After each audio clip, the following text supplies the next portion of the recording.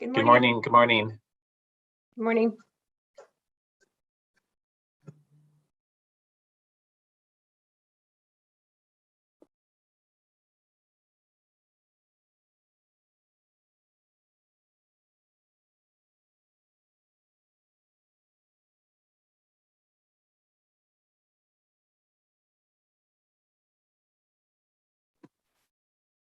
They should be back soon.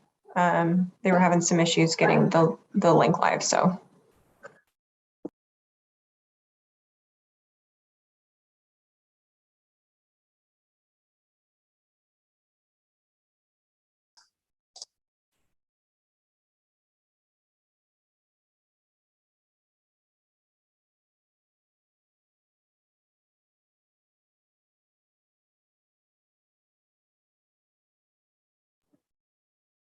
Ken, do you know if we're waiting for Christian as well, or should we just get started?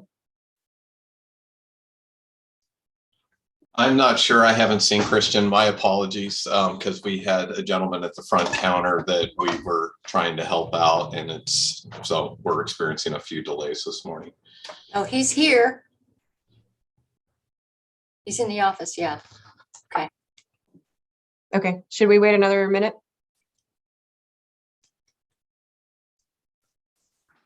I think we're okay to go ahead and begin, and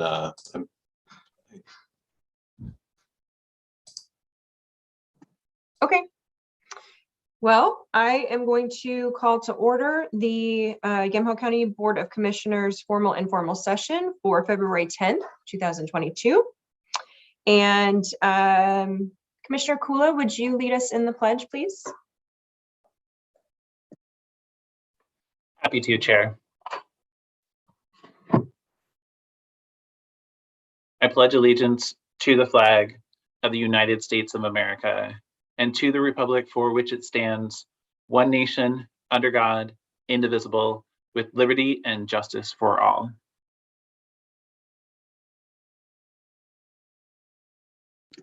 Thank you very much. That takes us to our calendar session. Commissioners, do you have anything to add to the joint calendar? Commissioner Sterrett. Thank you, Chair. The only thing I would add is there's going to be a rally at the flagpole in Newburgh on Tuesday morning at 8. And this is to protest masks in our schools. So I will be there. You said 8 a.m.? It starts at 8 a.m. Okay, Newburgh flagpole. All right.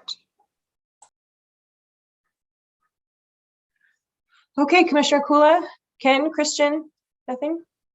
I've got on my calendar native plant sale all Friday and Saturday. So Heritage Center, Yamhill Heritage Center, be there. That's a great sale. Okay, moving on to public comment. We did receive a little bit of public comment, so thank you for that. And item E is department updates, and we are being joined by our Sheriff, Tim Svensson. It looks like he is in the weight room.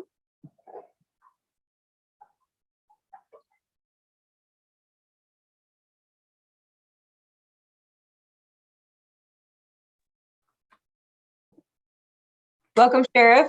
How's it going? Good morning. I was looking for the refreshments in the waiting room, but I didn't find any. So, yeah, good morning. Thanks for having me here. I was going to give you guys just a quick update of some of the things going on in our office. The first thing would be one of the agenda items you guys have today is in regards to our Management 360 review that's being conducted by Jensen and Hughes. That has already started. I had my interview with them last night. This agreement that you guys have in front of you is just basically a minor technical change to the language on the scope of work. The settlement agreement between Teamsters and us required certain things to be accomplished during the review. I believed that the original statement of work accomplished all of that, but they wanted the exact verbiage from the settlement agreement. So that's what you see is in addition to that is the exact agreement has the verbiage now that was from the settlement agreement. Radio system review, as you know, we've completed that. I've been meeting with the local fire guys to discuss next steps on that. Had some conversations with them. We're going to be putting together an advisory committee made up of different representatives from the county, from the fire services side, to work in consult with the radio provider that did the review for us. So we can start getting down into a little bit of the weeds of what this might look like. The initial presentation you guys had was kind of a 50,000 foot view, kind of a worst case scenario, top dollar, what it might cost. And now if we can start getting everybody together, have a clearer understanding of what the exact need is, we might be able to shave a little bit of the cost off and work through that. As far as our jail is concerned, we've our jail commanders across the state continue to meet weekly to discuss all the COVID requirements and restraints. Their newest topic now, obviously, with the conversation about the possible mask mandate being lifted at the end of March. What does that mean for jails and congregate settings? The Oregon Health Authority representative that was on the call for the jail commanders yesterday said it's too early to see what the direction is going to be coming from the state. He knows that the Department of Corrections is probably not going to change their mandate. We still will have the requirement for the social distancing for these AICs in place, which will restrict our ability for housing or will continue to restrict housing abilities.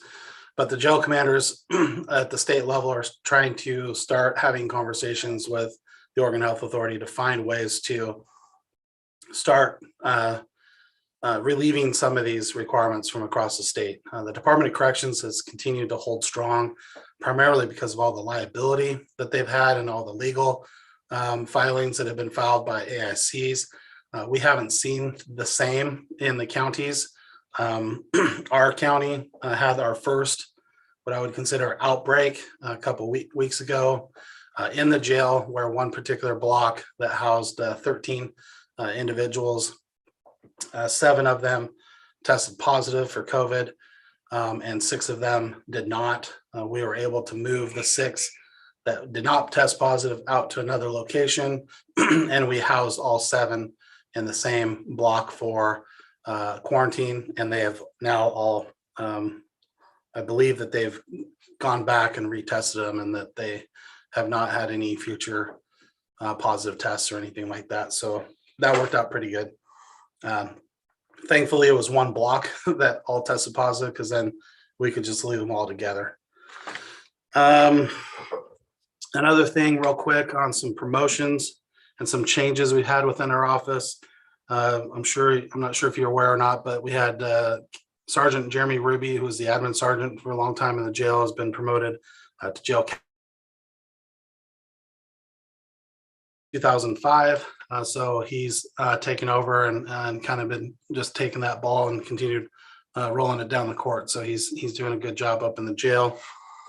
We created a new position within our existing FTE through our sergeants to help cover our records division. We have the beginning of the merger between our jail records and our patrol records into one division.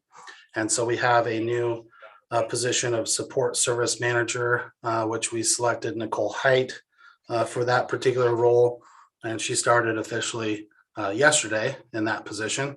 And so she will be overseeing the entire records division, our civil unit, and our evidence unit within our office. And some awards that our office have received over the last few months. Our operations captain, Chris Ray, was awarded the statewide enforcement commander of the year for 2021 for this Oregon State Sheriff's Association. And our enforcement and operations administrative sergeant, Sam Elliott, was awarded the statewide enforcement supervisor of the year award through OSSA for 2021. We were able to attend the conference in person the first week of December, where they were presented those awards.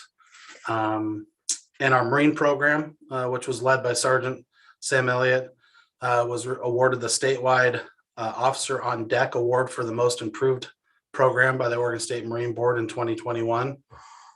We have a reserve deputy who's a Marine boat captain, Robert Vandenberg, who was awarded the statewide Marine Officer of the Year award for 2021.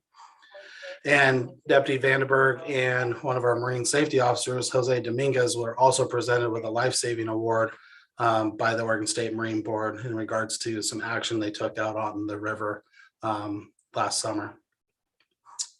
And then Deputy David Mills, who's our DUI enforcement deputy that's paid for through the state grant that we received for 3 years. He received the DUI Enforcement Deputy of the Year award through the Oregon DUI Task Force for the year 2021. So a lot of our staff are getting recognized statewide, and it's turning out to be a beginning of a good year for us for 2022. Just a couple updates on some grant programs. So we do have that DUI program I had mentioned with Deputy Mills. Since July of 2021, Deputy Mills has conducted 45 DUI alcohol arrests and 21 DUI drug arrests. And in that same time frame, he also issued 622 citations for various infractions. So he's doing a really good job out there. Our illegal marijuana market enforcement grant position that we recently received with a joint task force between Polk County and our county. We have a detective that's assigned to that task force. It's overseen by our crime response team sergeant, which happens to be Sam Elliott. Since that team has really been active, in addition to all the warrants that they've served in Polk County, they've had a few that they've served here locally, and just some generic high-level numbers, because obviously a lot of the details are still assigned to the cases are still open and being investigated. But as of now, it was 4,546 growing marijuana plants that they seized, 142 pounds of BHO oil, which is a very large amount of that, and it's got a very high street value, probably close to $800,000 or $900,000 in street value. The 39.5 pounds of dried marijuana, and then about just over 10,500 pounds of processed plant material, which is like 5.25 tons. And also, in addition to that, 11,000 in cash so far. So that team obviously is doing what it is that we are expecting them to do with the illegal marijuana market in our community. And then emergency management real quick. Sheriff, Yes. just a quick question. You mentioned that was a partnership with Polk County. How is that, is most of that activity occurring in Polk County here, kind of split? Do you have those details? It's about split. So what we're seeing is a lot of the operations that are occurring here in our community also have sister sites down in Polk County and vice versa. There's a few of them that show up in Marion County. And so what we've been finding is, now that we've got this group together, they're working real closely with the state police task force and Marion County, because there's a handful of cases that were out in the Marion County area that showed up in our county. And then we've had a few cases that are connected from our county specifically that are also showing up down in Polk County. So it's about 50-50 right now. So it's, Polk County definitely had larger locations, but they're all tied within the Tri-County area. Thank you. Commissioner Sterrett has a question. Thank you, Chair. Thanks for being here, Sheriff. A couple of questions. As far as prosecutions around those illegal grows, what are we seeing locally in our system? As of right now, they're too early to have even been brought to the courts. So I would anticipate the prosecutions on those to actually go forward. A lot of these cases we've been partnering with the FBI because there's a lot of money laundering and a lot of financial pieces on the back end that we need the assistance of the feds to help us with. So As of right now, I don't think either one of our cases have been fully presented to the DA for full prosecution yet because they're just so new. But I would anticipate most of these going all the way through to the end. They may not go to trial because they'll negotiate some deals at the end of the day to stay out of going to trial. Because if they go to trial, they're not going to do so good. Thank you. Mm-hmm. And then just a real quick update with emergency management. Obviously, they continue to assist with the county-wide testing and vaccination clinics with our volunteers. They continue to divvy up different materials across the county as they come in from the state. We'll see that they are going to be working on a new project with the Homeland Security Grant program. The way it works now, there's a specific allotment that comes to each county, and they dedicate a set dollar amount, and then it's up to us to identify a project. You guys have already approved the request of us sending back to the state to work with all of our community partners to update their emergency operations plans. So the allotment that we've had assigned to us this year will go to that. So each city municipality that participates in this process will have a fully updated emergency operations plan, which will become very beneficial to us as we move forward if there's any joint efforts that are going on in the county. We also have the competitive state Homeland Security Grant application for 2022 that's open now, and we will be all those applications will go through for I think they're due locally by March 14th to be considered for any of the competitive grant. Another thing that's on your agenda today has to do with our application we had last year for this grant program. We did not receive grant funding for our request for some radios. They reached out to our emergency manager a few weeks back and said, hey, we've got some deallocated money within this program from other counties across the state. Would you be willing to, or would you be wanting this X number of dollars? And I think it's like 52,000 or something like that. And so we said, of course, yeah, send it to us and we'll buy it. So we'll be able to take that money and buy, I believe, 7 new portables that are tri-band that will continue to assist us in communications with all of our partners in the area. And the only other thing that I would say is just kind of a brief update, which you guys are going to hear a lot more from me during the budget process on this piece. But we've been doing a lot of research on body cameras and what that might look like for cost to our office, both in the jail and patrol. We've found probably in the last 2 months, we've had multiple citizen complaints that have taken hours of my captain's time researching, investigating, and ultimately at the end of the day, learning that have been all unfounded, all untrue. But with body camera footage, we've had another incident where we had a complaint come in and we had the actual body camera footage from another agency that we were able to review.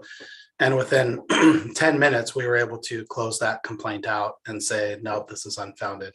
So there's a lot of benefit to having that. So I'll be talking with you guys a little bit more about what that funding stream might look like. But the particular company that we're looking at has provided us an updated quote for that. And it, like I said, it's going to cover the brand new tasers and body cameras for all staff within the office, whether they work in the jail or on patrol. So that's a real quick update of what we got going on over here. And that's just kind of the tip of the iceberg. I figured I'd stay within my 15 minutes. Any specific questions? Thank you, Commissioner Sterrett. Thank you, Chair, and thank you, Sheriff. As far as local law enforcement being able to lodge and to book in our jail, what's our capacity and how many are we not able, let's say we've got warrants or something like that, how many are we not able to lodge based on the COVID restrictions? So right now we have roughly, I think, 18 quarantine beds. That is cells that we would consider our isolation cells where we can quarantine an individual who's a new custody. That includes our medical facility, so our holding cells and an intake, but we're restricted to that number of quarantine intake. Our total bed capacity, our total jail capacity is roughly 260, but with the restrictions on distancing and not being able to double bunk, I think our total, I think we're at about 120 is what we could lodge. We on average have roughly 85 to 90 individuals in our custody. So where the issues come into play is typically when it comes to a lodging criteria and whether or not we have a place to put them when they need to be quarantined. Because every person who comes in, regardless of their vaccination status, medical history, or whatever, they all get quarantined for a minimum of 7 days. And so we balance those quarantine beds with the courts and new custodies and our existing population that we have, which is medical, because if we've got individuals that are in our custody that are sick, they need to go to our medical unit. 6 of those beds are our medical unit, so that takes 6 out of the equation for quarantine population. So what we've been communicating to our local partners is a lot of the ones that are not being brought in for lodging are typically our local holds, our local individuals who have warrants out of the probation office, people that we know, people that are in the community that are, creating, minor infractions. If we don't have bed space available for them, then we're not able to bring them in. For those who have individuals who have, severe warrants, severe crime, or they're a problem child in their community, they have a process where they can call to the sergeant on duty or to the captain directly to try to find ways to free up bed space. And then we will move people around accordingly to make room to bring those individuals in. Thank you. And Sheriff, as far as you know or can tell, even if indoor masking goes away or quarantine rules go away, we're going to have to continue to do this. And well, it's going to come back to, I think, a little bit more of a local decision. So what OHA does very good is they change the restrictions and then they say, well, we're going to let the local make their own decision. What that does for a jail setting is it's really difficult because we have to weigh the operations of our facility versus the possible litigation or liability that we may get. And so the legal side will tell us that we want to slow the transitioning to opening up, because if we end up having a very large breakout and we have individuals in our custody get extremely sick or you have major medical issues, the moment we get a class action lawsuit, it's going to be, well, the Oregon Health Authority recommended us to do this, but we made the decision not to. And so from a liability standpoint, it's really hard. What we found with the quarantine changing in normal settings, which now if you get COVID, you quarantine for 5 days. If you don't have any more symptoms or if the symptoms are going away and you don't have a fever over 24 hours, you can go back to work. None of that quarantine applies to what they consider a congregate setting, which is jails and prisons, because they're locked up. They're constantly going to be around each other. So it's going to be difficult to make that decision. The state right now, the jail commanders are having that conversation because they kind of want to have all the jails in the state do the exact same thing. We don't necessarily have to take lead from the Department of Corrections, but we definitely want to be able to say, that the decision that we're making is what is best for county jails, and go from there. We've done a pretty good job of keeping our facility semi-COVID clear. I would still say, even with that outbreak we had last week, that's nothing compared to what most of the jails have dealt with. Most of the jails have had multiple COVID cases on a consistent basis. And we've had, one outbreak with 7 positives, and over the life of this pandemic, we've only had probably 3 or 4 others that have come in that have tested positive for COVID. Great, thank you. Commissioner Kula, any questions? Yeah, I was, thank you, first of all, Chair, and thank you, Sheriff, for joining us. It's good to have the broad sweep overview. I wanted to go back to a conversation from a couple of weeks ago about Yamco Watch and kind of the value of these community-based communications out to the public. And you and I both know that the Yamco Watch had a lot of value, especially during things like the wildfires, when there was an uncertain situation, highly fluid, and we being the community would have overwhelmed you in your office with calls for, who knows what's happening, but we had a source. And I realized that encryption services, encryption is different among the different agencies. And I wanted to go back to that. Like, is there any way that the community across Yamhill County could see a similar service coming out of YCOM or the sheriff's office? And what would it look like? What would it take to get there? And is there interest from you and emergency management in that? Sorry, a long preamble.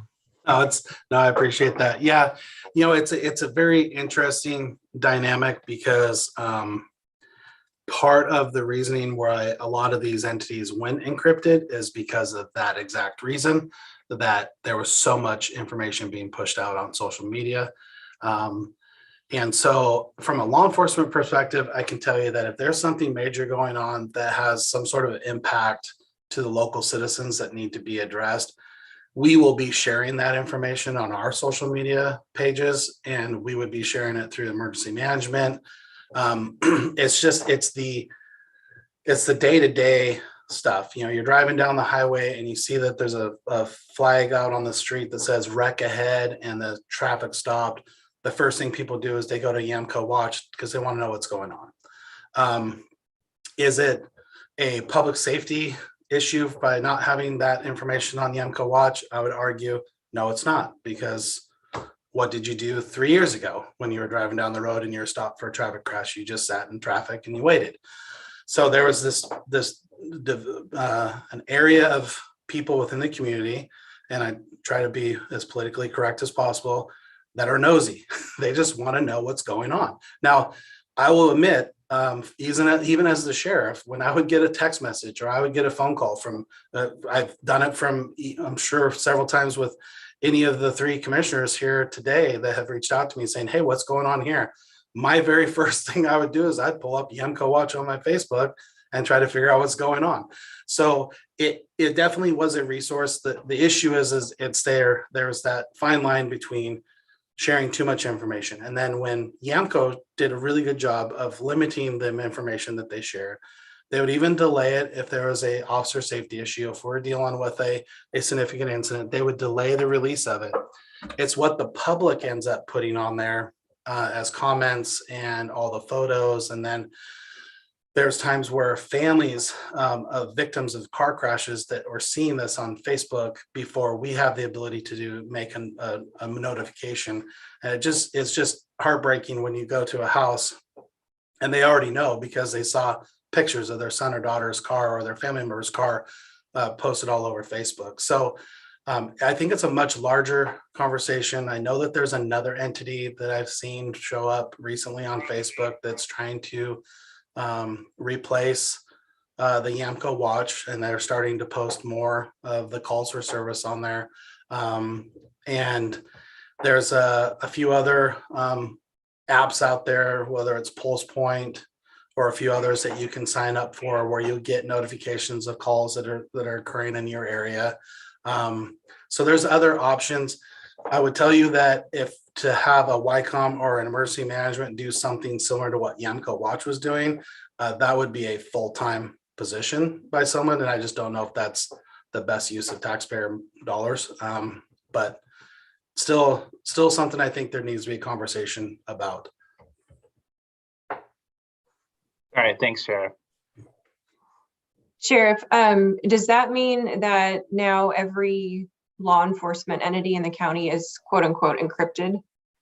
Or No. are there still, okay, No, the entire county radio network is still not encrypted. So the city of Yamhill, Carlton, all the contract cities, the entire sheriff's office, and all of the county fire agencies are still on YCOM system, and it's not encrypted.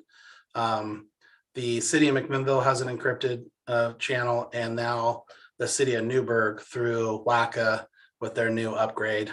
So Tarleton Valley Fire and Rescue and the city of Dundee and Newburgh are now encrypted. okay. So this isn't an issue where, you know, a public entity or district shut down Yamco Watch. This was a decision of the owner of the Yamco Watch to tone down or post less of what's going on. Yeah, I believe they made the decision because majority of the calls that they would be tracking came out of the Newburgh and McMinnville area, and it just got to the point where all they had was county, and so they made their own decision to stop doing what they did. There are other counties out there that have similar Facebook groups, and they go through the exact same issues with when law enforcement goes to an encrypted frequency.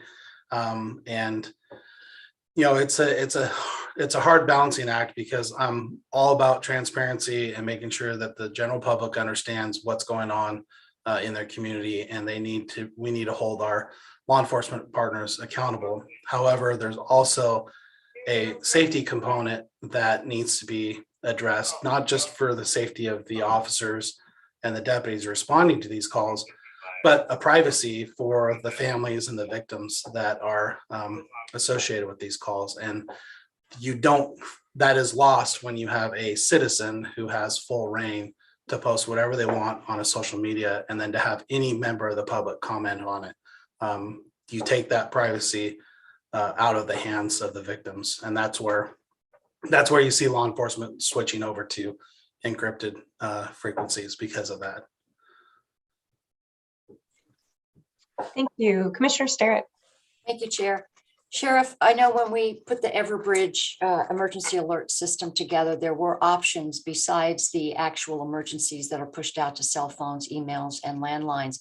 There were also other options in that in the services provided where we could push out more information if we wanted to, and people could opt in or out of getting more information. So in other words, if it was a boiled water order or something which was less than a full-blown emergency. So maybe we could think in terms of if there is anything significant, that reminding people they do have the option, if we were to have our local jurisdictions opt in to push out some of that information. Because what they offered us was they actually said, you can talk about, and this is hyperbole, but bake sales or local meetings if you wanted to push that stuff out. But there are, there's a level there that we could go to if that was of interest.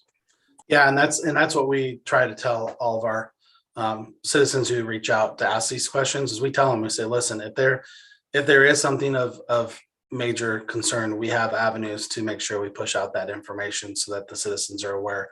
And so we will continue to do that. It's just the everyday, the ambulance just went flying by me and I saw 3 police cars drive by super fast. I wonder what they're doing.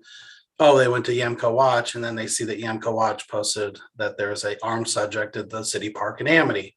And then you get 32 comments that say, yeah, I saw them drive by me. Yeah, oh my gosh, I'm praying. Hopefully things are okay. And I'm being facetious, but that's the conversation that you have on these things. And there is a benefit, I think, to the normal public about keeping people safe and aware of what's going on in their communities. But I think they grew accustomed to having access to every single call that we were attending. Whereas in the public safety world, we don't consider those a public safety risk to the citizens. But if once we do, then you're going to get notified that there's something going on in your area.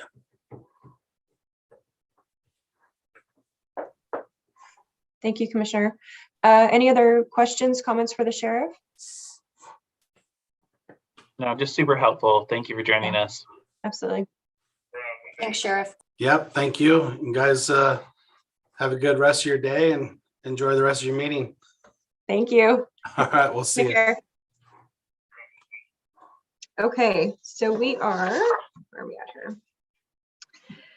Moving on to item F is the work session. And I believe we have Justin joining us today to talk about the strategic capital planning project. Welcome, Justin. Yes, yeah, so Justin, it looks like he's in the process of joining on the panel. There he is. And There he is. so I was going to hand it off to him and he was going to introduce Sarah Architects, who's really going to be leading the presentation. So Justin, take it away. Perfect. Good morning, commissioners. As you are aware, Ken was just mentioning, we've been working with Sarah Architects on a strategic capital planning project for the county campus. And we've been really pleased with the information and ideas that Sarah has been gathering and developing thus far, which they're going to update you on during their presentation in this work session. So just to start things off, I'll introduce Becky Epstein. Becky is the principal architect at Sarah's Portland office. Becky, please feel free if, okay, good. We have some of your staff logging in now. And I think Cassandra will be here soon.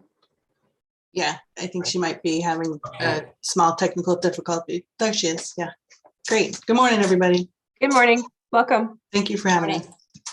So Becky, I'll just let you introduce the rest of your staff and I'll pass the show off to you. Great. Thank you. So we have Cassandra Tyler here. She's been heading up your project, and Ashley Norred, an interior designer from our office, also assisting Cass on the project. And I'm just going to turn it over to them and say that if you have questions as we're going through, please feel free to jump in and ask them. Is there a way for me to share my screen on here? Do I need, oh, there we go. Got it. It just hadn't popped up yet.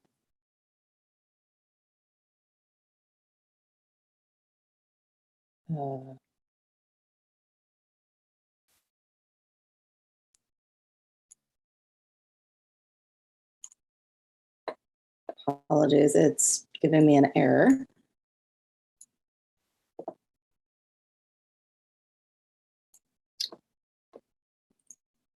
Ashley, we might have to have you share this. Sorry, apologies.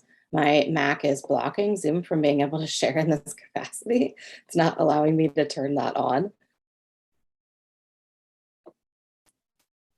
Sure, I am pulling that up right now.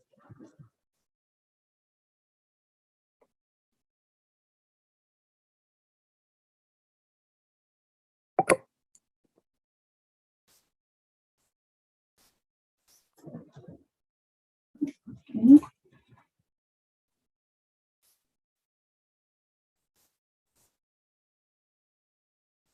There we go. And if you want to go Can you see ahead. my screen okay? Yep. Yes, we can. Great. So thanks for your patience. So we're Sarah Architects, and we are going to take you back through how we got here, because there's been a build up to this. We started this work almost 2 years ago now in looking at the facilities conditions and needs. Ash, if you want to go to the next slide. And so just a quick review of who is this team and who's working on this component. We have representatives from Yamhill County. We have the Sarah Architects team. 3 of us are here today. And then we also have a cost planner that's on this team to help us put numbers to each of the strategies. Go ahead and go to the next slide. And so I'm the project architect on the team, and I am assisted by Ashley, Chris, our project manager, is not here. Becky is our principal, and we also have a really great young staff member named Nils, who's really been helping do a lot of output for us, who wasn't able to make it today. So we're going to run you through what's been completed to date, what this process is for this component of it, look at the objectives that we set, the roadblocks that we identified, and some of the thought process that we've worked through while setting these priorities. We're going to walk you through the base map, how we're identifying our potential sites, what we're looking at as constraints. We'll review the priorities that we set as a group and then talk through the next steps and make sure that we're getting all of your input incorporated into this, so that throughout this process, we've captured the immediate stakeholders, the staff. We're speaking with you now, and we have a meeting with the judges on Friday. Go ahead and go to the next slide. So what's been completed to date, this probably looks familiar to you, but in the kind of distant past, we went through all of the county-owned facilities and looked at the condition of the facilities, but we also looked at all the programs that occupy those facilities to identify what the current space was that each of those programs occupied, and to look at what the space really needed to be for them to actually meet their 2020 needs, since the study was done in 2020, and then looking at those projections out to 2035. From that, we were able to identify the utilization of each of the buildings and comparing those conditions. And from that, Ashley, if you want to go to the next slide, we looked at which buildings had opportunities within the county for either remodeling or expansion and what the limitations of those were. Some of those limitations that we looked at were where the ownership owned a whole block, where there was the availability of land to expand in any direction. We looked at some of the zoning limitations at that time. And we also looked at the floor plates because many of these buildings have unique characters. The historic buildings, for example, are generally harder to retrofit and weren't initially office or commercial setups. So you run into some constraints when you're trying to fit in modern offices into those areas, right? So those were all things that in these initial studies in 2020, we identified so that we could identify where the biggest areas of opportunity were for the county. So there you go. From that, we provided some recommendations, and there were 4 options, and each of those 4 options was successively more complex in the amount of disruption to the county and how much was being touched and renovated. From that, option 3 was selected. And so the RFP for the strategic planning focuses on option 3. Option 3 from that involved a 110,000 square foot new building for health and human services to combine all of those services into a centralized location, whereas right now they're spread out across the campus. The renovation to backfill buildings that would be vacated from HHS moving. A 30,000 square foot addition to the courthouse with some renovation inside of the courthouse. And then from this, we looked at also remodeling 10,000 square feet of the jail at that time. And then from all of those remodels and then moving out HHS, we looked at what buildings could you potentially vacate or repurpose. And so looking at that, we identified the Fenton Spence planning, the health center, the administration building, the annex, the Moore, and both of the IT houses were flagged for that. Next up. And so really pulling it back, what is a strategic framework? What are we looking to provide you with? And so with this, it's we really look at this holistically from not just a building by building case scenario, but really your whole program, where the county is going as a whole, identifying the overall combined needs as a county, and then determining the impacts for each of those. From this, it helps us set priorities based on both financial priorities, functional priorities, and some other priorities that we're going to look at within a holistic tool that we use called a compass, which we'll get to here shortly. And it helps us prioritize where your money goes. How do we select and prioritize projects to make sure that you're having the largest impact. And so with that, in the RFP, this, I won't read off of this slide since we're all capable of that, but in this, we have a scope that covers mapping the site contacts to identify potential sites for the HHS and to look at some of the massing and strategic options for the courthouse expansion, as well as to look at what are those alternatives for areas that we could move out, so that we're providing a very clear and direct pathway to move forward for executing that option 3. In this, we'll provide several design alternatives, but we're really working through the research behind each of those sites to identify any blocks that we may run into or areas that may need additional research or additional look outside of this scope. And I think, what's important with identifying what is in this plan, it's also important to identify what's not. And so we're not doing a master plan on this at this time. This is really a strategic option for the county from a building perspective. Even though there's some master planning components and theories that go into it, that is not what this is for. We're not looking into the utilities or the direct runs of that very integral, more detailed construction components of this. So this is very high level, looking at massing and identifying opportunities. It doesn't design the buildings. So you'll see that in these, we've represented buildings by blocks where we've pulled out buildings because it's a nebulous, if these buildings were located anywhere, not necessarily on this exact site, what would that look like and what would that entail? And so with that, blocks, colors, blobs, that's the stage that we're at, because we really want to be thinking of this from a very high level. When we start to look at building shapes that have windows and doors in them, those become very real for us, and we're not at that real stage. We're at the visioning and setting priority stage. And so with that, actually, I'm going to pause here for just a second. Is there any questions about this study or what the scope of this is before we start to dive into the work that we've done? I see some thumbs up. Commissioners, any questions? No, Chair. No, I can't see everybody, so just Looks like unmuted Mary. you. Okay, thank you.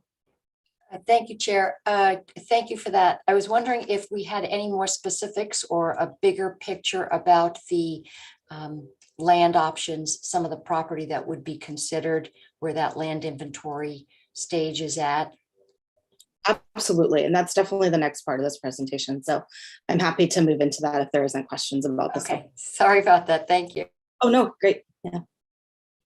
Okay, so looking at the bigger picture, exactly as Mary was cluing into, is that we want to really start to identify where those opportunities are in looking at assessing the land and assessing what our options are. And so our objectives for this are that in that option 3 meets the 2035 program for all of the programs in the county except for the jail. That is the only one where we would be building out to a component that's between the 2020 and the projected 2035. It's also important to note that the reason that we project out to 2035 is because a 15-year planning is what we look at for courts and government planning. So we want to make sure that any of the modifications that we make are not already outdated for your program and needs by the time that we construct them and you've occupied them for a very short amount of time. So we want to make sure that we are looking into the future enough to really provide something that is solid. We are building upon the conditions assessment and the assessments that we've already done so that we're not redoing any of that work. We're pulling all that information forward. We are looking at that clear and actionable plan. We also really want to make sure that that public perception of county facilities is represented. That's, right now you do have some facilities that are older. They've been maintained very well, but the age of the buildings is showing, and the inability for those buildings to function for your current needs, right? So we want to update that so that the county is reflecting your position and your ability to support the county into the future for all of those future endeavors. And lastly, we're really looking at that flexibility and adaptability. So we want to make sure that as we're looking at buildings and we're looking at siting, that we are looking at ways that we're not locking you into something specific that may not be flexible for the future. We are measuring the success on this by really, and I will not read each of these bullet points, but really making sure that we are providing for the entire community, that we're prioritizing needs, not based on what is in the worst condition right now, or who is speaking the loudest about it, but really looking at it holistically to make sure that we're prioritizing the overall needs of the county to meet the mission and vision of that in a way that is fiscally responsible and that's responsible to your constituents. So we will, yeah, thank you. As with everything, there's always some of those hiccups that are going to cause a project to take longer or derail or struggle. And so we've identified what those are to make sure that we, it's like those bumps in the road. As long as you know where the bump is, you can steer around it. And so we've identified what those potholes are to make sure that we are steering this plan in a way that avoids them. We have a really great team working on this. So fortunately, there's been really consistent alignment between the shareholders as well as the staff about what are the important things for everybody, and they've been extremely aligned. So that really checks off a lot of these boxes about not pursuing individual goals, but goals as a group, making sure that we are maintaining flexibility and that we're discussing things in a non-defensive and collaborative manner, and making sure that we get buy-in, because it's really important that anything we move forward as a whole, and that everyone is supportive of that vision and mission. So getting to that mapping context of the sites that we're looking at. This is the identified scope area. This is the area that was identified in the RFP. So this is the area that we're focusing on. The reason that this has been focused is because within these blocks is where all of the downtown county buildings reside. So playing off of the infrastructure that's already built, and the symbiosis of having buildings that are close to each other for those functions, both for staff, but also for the public coming to get any of these services, so that you can visit multiple departments without driving all over the city to do it. There you go, thanks. And so looking at where the county buildings are in this, each of these yellow areas is a county owned facility. So pretty concentrated. And so we look at this zoning, and what we do is we start to break it down. We look at what are the biggest constraints, and then we work into all of the little details. So one of those, largest overlays is the zoning overlay. I think that everybody hears about it on some level, but really to break that down, what that zoning does is it establishes what are the constraints for each of these blocks that we build on. What can we build there? What type of building or function can we service there? And with that, it sets height limits so that you're making sure that you're being responsive to the neighborhoods around it. So you'll see that any of the blocks that would border residential areas have a lower height limit, where they have a wider setback, or there's a higher landscaping requirement. And that's about building cities that allow for a density within a city core, but are still responsive to all of the functions of that. And so with that, we mapped out that for the type of facility that we're looking at, that 110,000 square foot HHS building, we start to become more limited. We can't build on any of the green areas. Sorry, to double check it. We can't build on any of the yellow. Sorry, it's yellow areas here. We're a little bit limited on the green areas for how the interfaces work on that. So our ideal are the pink, which is the commercial zoning, commercial 3 zoning. And then we have a little bit of opportunity where there's a split between a pink and a blue area. The office residential is unique in that you can have office function there, but it has a much lower height limitation. So as we look at building on a block with that blue color, we're much more limited to how much of that block we can cover. Another thing that we want to look at is how are people getting to you, both your employees, but as well as your public. So we start to look at all those transportation corridors. We know that there's certain services within the county where a large amount of visitors come by public transit. So we identified where those lines are and where the bus stops are. So we start to overlay these things on top of the map. Okay. And then we overlay other things like looking at street parking and what is a limitation on that. So parking within downtown, there's a large area of unrestricted parking, but around a lot of your buildings, you have that 2-hour restriction there. And the only all-day parking that's publicly available is on that parking deck that I think is a familiar landmark for a lot of people. Another thing that we're looking at is that as we look at what type of parking we have to provide within this, there's some areas where you're allowed to take a parking reduction. That reduction assumes density, availability of public transit, walking, busing, bikes. And so you're allowed to reduce that. So anywhere in the yellow, you could take a 50% reduction of the requirement of parking. The blue has no required parking. And so that's right along Third. So that downtown development corridor, you are not required to provide off-site parking. And so putting together that parking overlay and looking at where we have this kind of mashes that all together. So looking at your buildings and the relationship to those bus lines, your crosswalks, you have really great pedestrian infrastructure in this area. So walking around, you have sidewalks, there is ADA curb cuts, there's lights. So really an ideal scenario for setting up a walkable campus. And so with that, we start to overlay things that are more detailed with that. So one of those is we mishmash all of this together. We've looked at what are the buildings where we can't build on that because of the zoning. So those have been grayed out.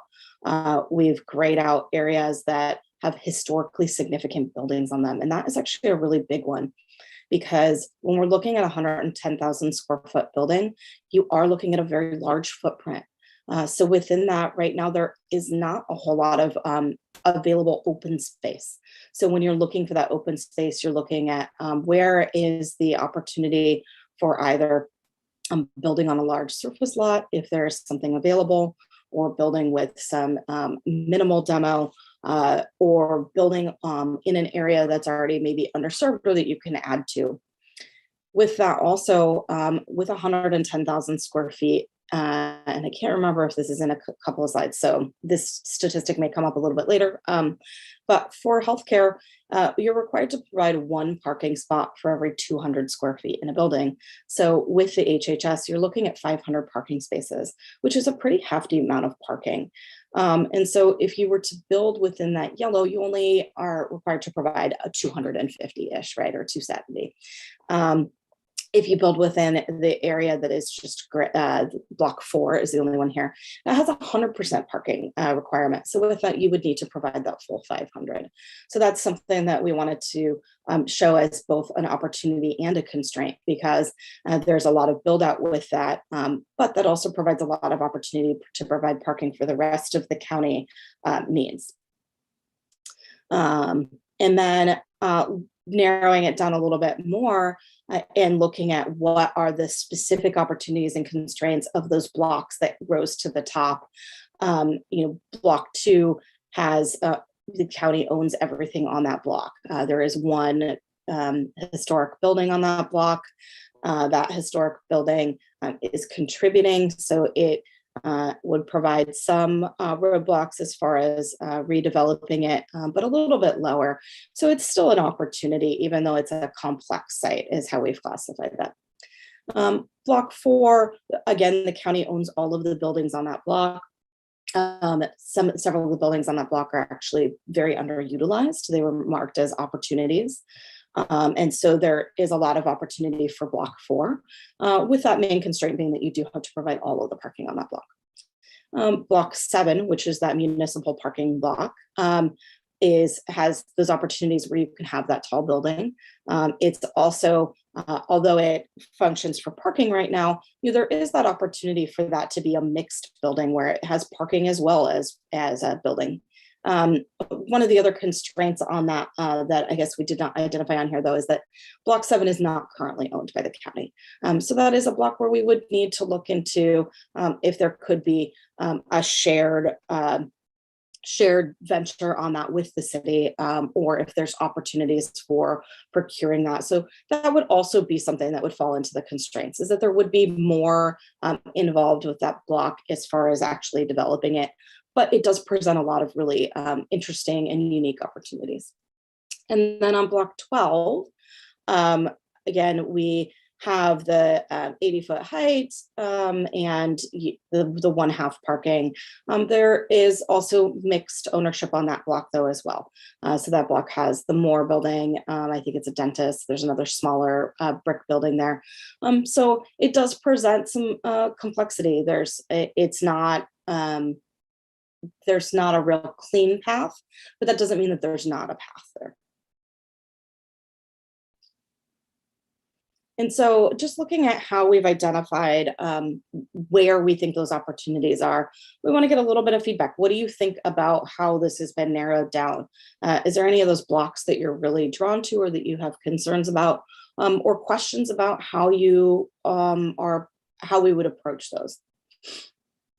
And sorry, you can take off the massing. We decided that going into the whole massing might be a little bit too long for today. So that last bullet point, I apologize, I should erase that.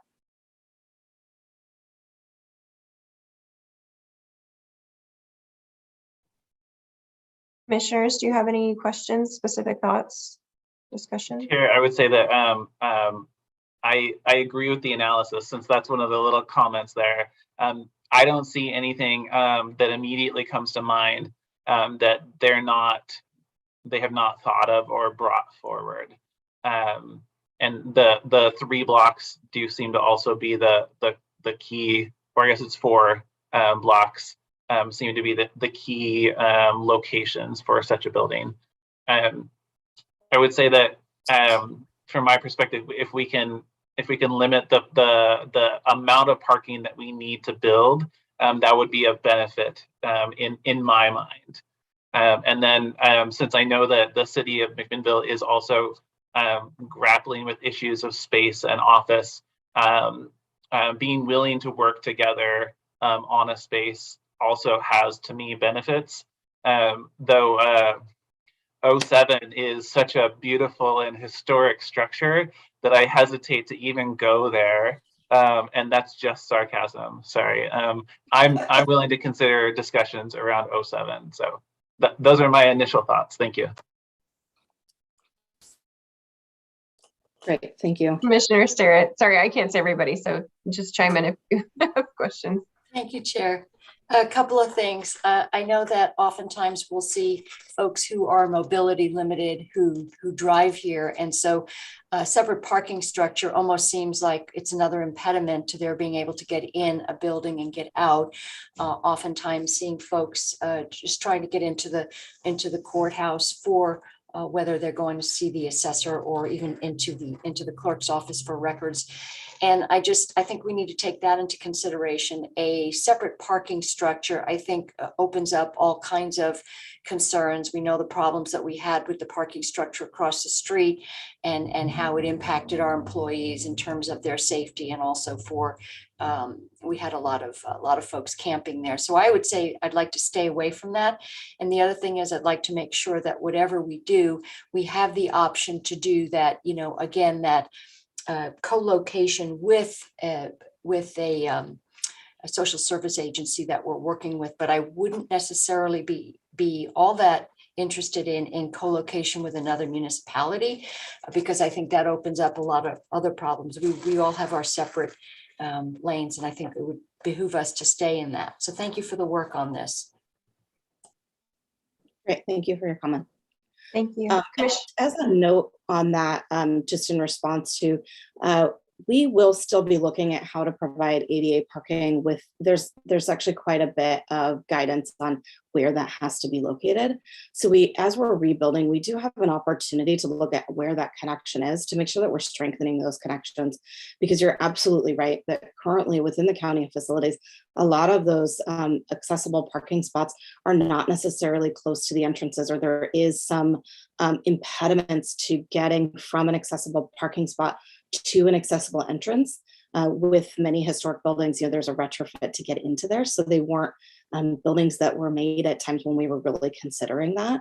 So that is something that is pretty high. And as we are going to review how we set priorities on this, and you will see that that has been identified as a priority, but we'd also like to identify your priorities. And so that'll be a great time for us to mark that as well. Thank you. And just to clarify, Commissioner Starrett, you were talking about consolidating parking into a structure where there might be safety concerns. I'm sorry, Chair, can you repeat that? Your comment earlier about the safety concerns about parking structures and having everything sort of consolidated, is that something that you're saying that you don't want to see? Right, I think a separate parking structure opens itself up to a lot of safety concerns. Okay. Like we saw across the street. Yeah. To my left. Okay, thank you. Anyone else have any questions? I would say that I want to add to, I appreciate Commissioner Sarah's thoughts. Having the, I guess, to go to the slide before, or the next slide, right? No, the one about the questions. Oh yeah, so separate parking structure or within block contained. And I think that Commissioner Starrett was describing block contained, which is I think how I would prefer to see it too, which is how family and youth has it right now, to give some perspective. I also want to note that the 04 block is not on one of those major transit lines. And so I just want to make it, give caution to focusing a building at the very least on that structure that a lot of the public would be coming to, or we'd expect a lot of the public to come to. So just a few more thoughts, Chair. Yeah, that's a good point. Block 4 is not quite there.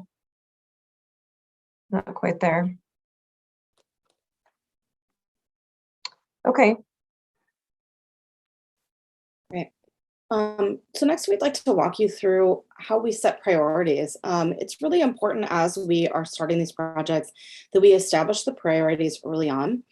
And so that both helps guide the project, but it also helps to really identify what we're weighing our decisions against. So as we move through a project, both at this stage, but later when you're getting into the details, you can go back and review whether each of those decisions is meeting the priorities that were set early in the project. So it helps keep us all on that same visioning path.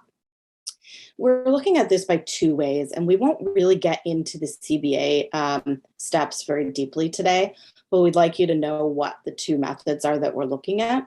But what we'd like to walk through more is the compass. The compass provides the visioning and priorities from a holistic view, where the CBA looks at those priorities that you've provided from a holistic view. How do you implement them in a fiscally responsible way that is efficient and identifies priorities based on alignment with your goals through a matrix system, rather than kind of arbitrarily or picking goals from an emotional standpoint. This is a tool that we use. This is not your results. This is the example. And each of the pies represent an area of focus. So resource management, health and well-being, and sustainable placemaking.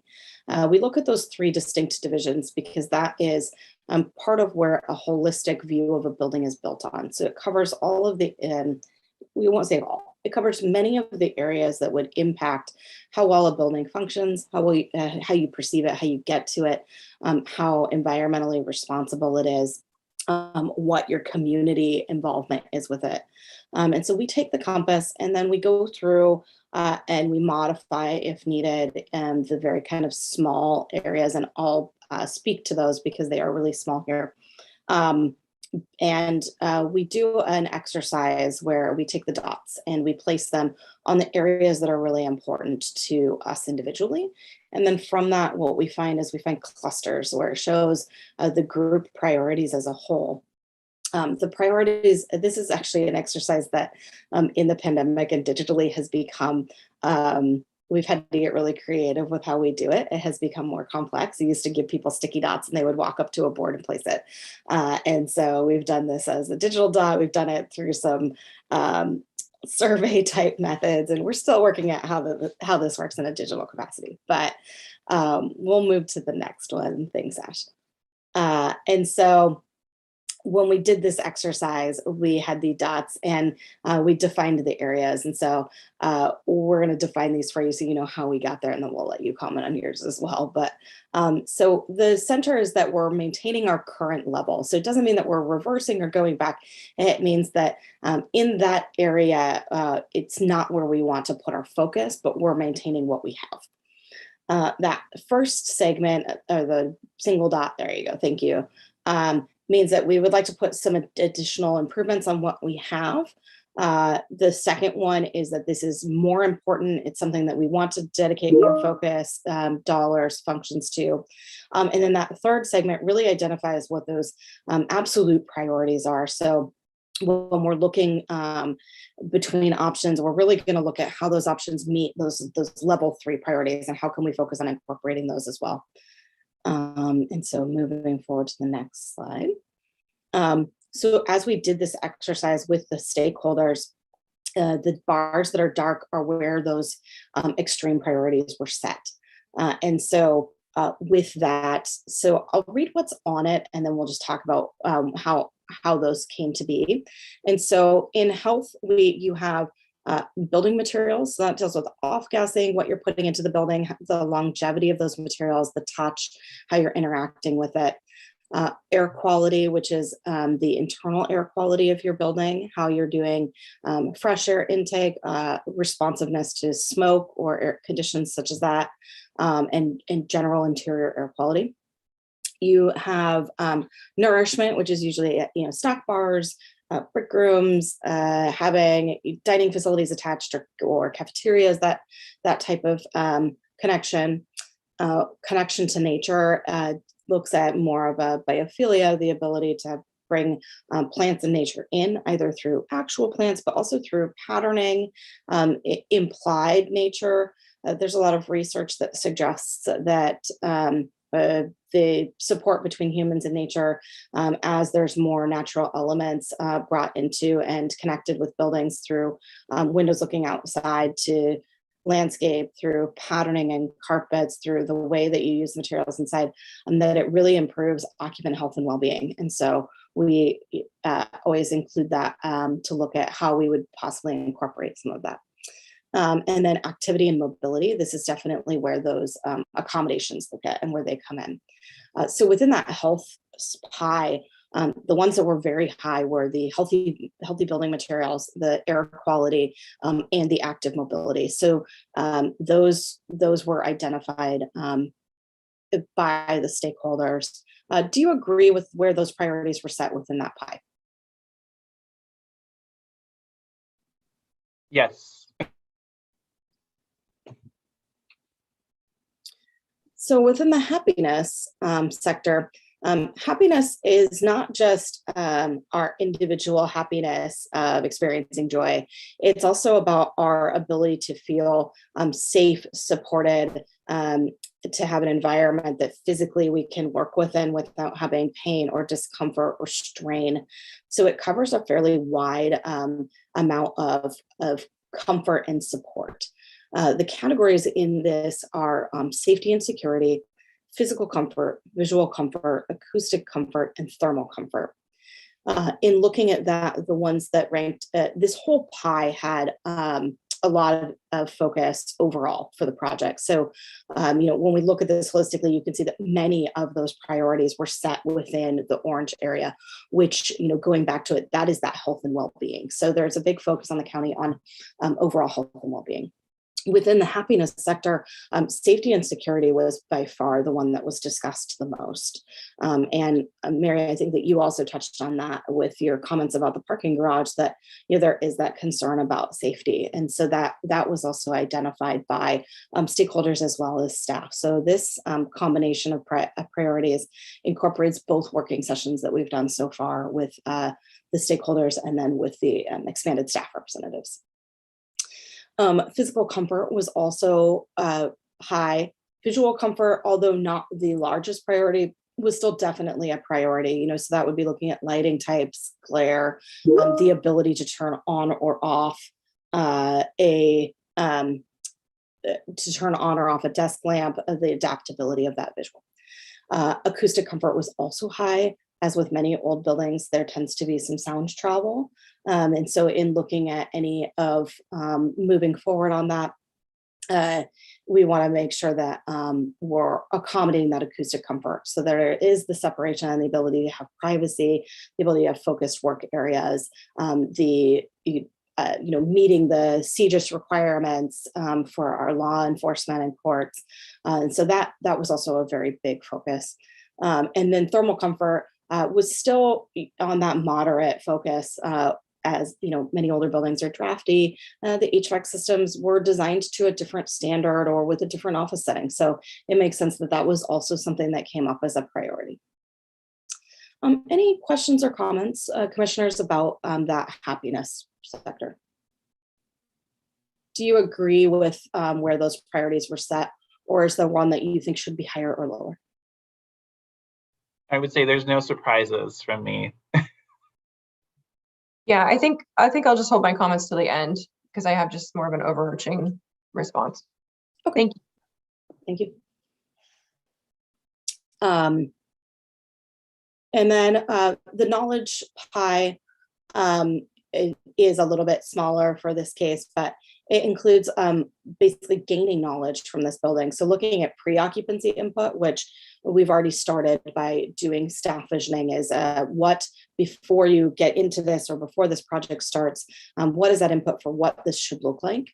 But another component of that is after the buildings are occupied, going back and saying, does this meet our original goals? Is this meeting your physical comfort and safety and visual? And so usually that's executed by doing a post survey of occupants once they've been in the building for a little bit and gotten to adjust. Pre-occupancy input is both the workshops that we're doing now, but that could also look something like doing surveys of, we'll just use adult behavioral health as an example. As people are coming to adult behavioral health, we may do a survey that asks them how they got there. You know, what are your priority? You know, what about this building makes you feel safer? Or what about this building do you feel meets your needs? And so that helps us understand both the internal perspective as well as who you're servicing. And then also education and wayfinding. Is signage, making it clear how you get to a building or what building to go to, who's in the building, how do you determine what functions are there. And some of that is also about grouping like functions, and we're looking at some of those symbiosis of by grouping HHS all together, for an example, that gives a very direct place about where you go. Like, I have this thing, it needs to be Health and Human Services, it's got to be in this area, and then making that clear once you get there where that component is. So out of the knowledge. And even taking it, sorry, Cass, one step further and looking at any branding that the county wants to do to identify that this is a county building, and having that happen throughout the rest of your campus. Exactly. And so with that, the biggest focus was that education and wayfinding. Not a surprise because there is some struggles with that currently. And you, as a public entity, it makes sense that that would be a big focus. But we're still providing some emphasis on the pre-occupancy input and that post-occupancy evaluation to make sure that we're setting those goals and understanding all of the components, but also executing them after the fact. Is there any comments on the knowledge sector? Great, I see some thumbs up. Thank you, commissioners. And then equity is, so now we're moving into the green area. And green area is sustainable placemaking. And placemaking is less about your building and your internal staff and your immediate contact, and more about your involvement within a community as a whole, and how you're interacting with your environment outside of those campus elements. Within this, the first pie is equity. Equity is a large focus, especially with a lot of the current events and focus that we heard the sheriff speaking of just before this. And within that, though, what we've identified in there is our social capital, and the project advances underrepresented populations, and looking at operations and waste management. And so And I know that it seems a little bit funny to put operations and waste management within an equity pie. But as an example of how that is relatable is there's been some discussion about camping and the trash associated with that. So that's an example of where, by placing accessible trash receptacles throughout campus, you can reduce some of that overall litter, or having more frequent pickup or less frequent pickup, but also looking at what the waste is being generated. What's the impact on that? Is there a way to reduce that impact overall? I think that the advancing underrepresented populations is probably fairly clear, but is something that within this, there was a very large discussion of how that is a big priority for the stakeholders and staff. This was definitely expressed more from the stakeholders, which I think is not a surprise, since the stakeholders are looking at that a little bit holistically, where the staff are looking a little bit more at their personal interactions. And then the social capital. And so out of this, the advancing populations is definitely the largest. And then there was some emphasis in increasing social capital. Any questions on that component? Seeing some thumbs up. Okay, great. The next piece of this placemaking pie is community. And so, as a public entity, community definitely has a big tie. And so with this, it's defined as local culture, the land use, the transit, and beauty. And a lot of times we get a little bit of a smirk when beauty comes into that, because, how does beauty, contribute to community? But really that pie piece is about how your building either contributes to the character or to being visually appealing and to fitting into landscape. It's very easy to place, a 6-story all black square on a piece of property, but is that responsive to everything around you? We know that beauty is subjective, so it's one of those pie pieces that can have a lot of interpretation. But overall, when we really get into it, that overall goal is to contribute to that fabric and to the enjoyment and function of that fabric. So with this, the local culture was, had some emphasis to improving. We know that downtown is having some development and shift. The city of McMinnville is doing some planning around 3rd to reinvigorate the downtown. It makes sense that we're tying into this. Land use was not a big concern on this one, so we are maintaining land use with that. And then transit was a very large focus, which makes sense with how many of the occupants, of the people coming to HHS would be coming from transit and how you get there. Transit can also include parking or access in that way. So a lot of focus on that. How are people getting to and from these facilities? And then beauty, there was the moderate level of intensity that was desired for that. We do want to look at how any new projects are responding to the fabric and contributing to that, especially with so many historic buildings. Any surprises, modifications, or comments on the community section? Okay, great. I see some head shakes and some thumbs. Good. And then moving on, ecology. How are you contributing to the ecological systems that you're a part of? And so those are identified as your on-site systems, your connected systems, and your climate responsive designs. With this, there was improvement desired on climate responsive design. And climate responsive design can take several forms. That is both your day-to-day through the sunshades, ability to find respite, the adaptability of a building to have indoor-outdoor spaces, the ability for a community to eat lunch outside or have a courtyard to have respite in, the looking at how does this area function year-round? What does it do when it's cold out? What does it do when it's warm?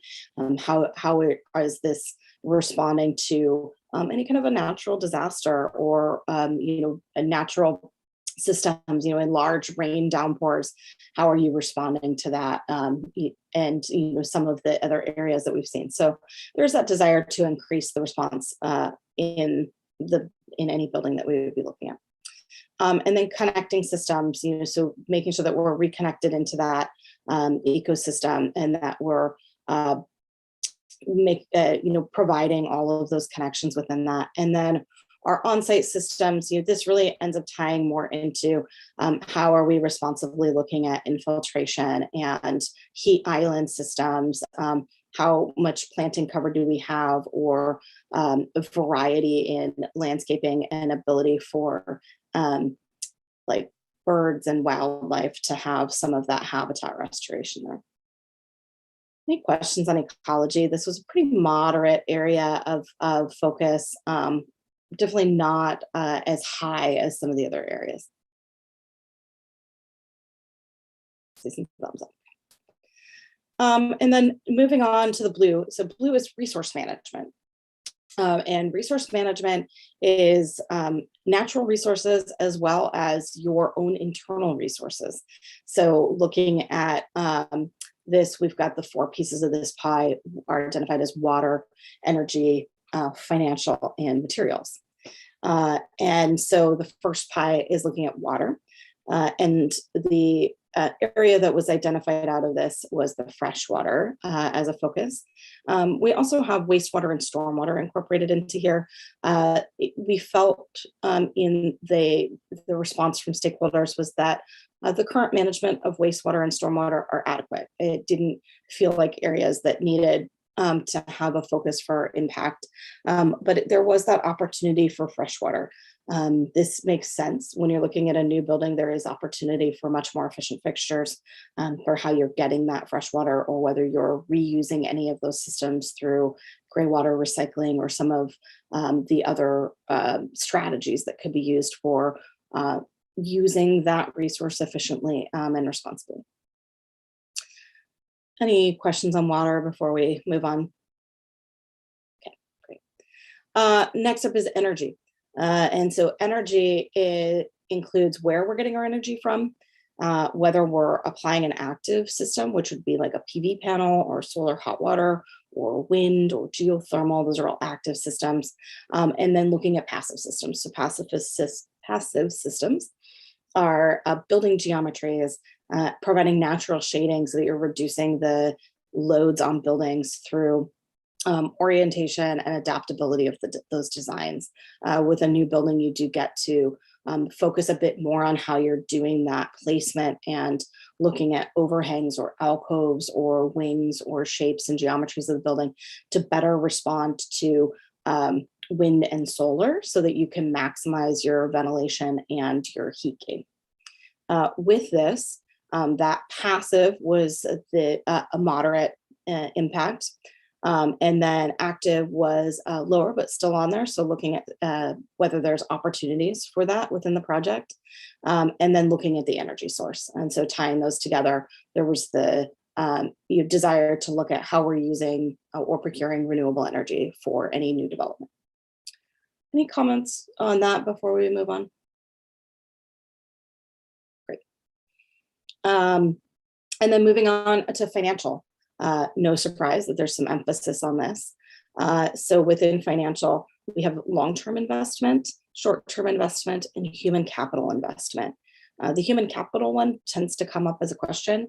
That human capital involves attraction and retention of workers. And so, that involves also like investment in training, how you're supporting through benefits or initiatives. So it's really just about investing in your people.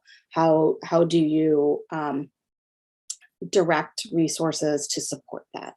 And so with that, the two large emphasis on this were long-term investment, which I think is definitely reflected by us doing this plan in general. And then the human investment was also very high. Agree with those assessments? Feel like they should be higher or lower? Any comments on that? Okay. And then lastly, we have the material sector. And so looking at the resources that it would actually go into constructing and maintaining your buildings. And so with that, we have low impact sourcing, adaptability, future use and resiliency, and embodied carbon. The emphasis on this was on adaptability, future use, and resiliency.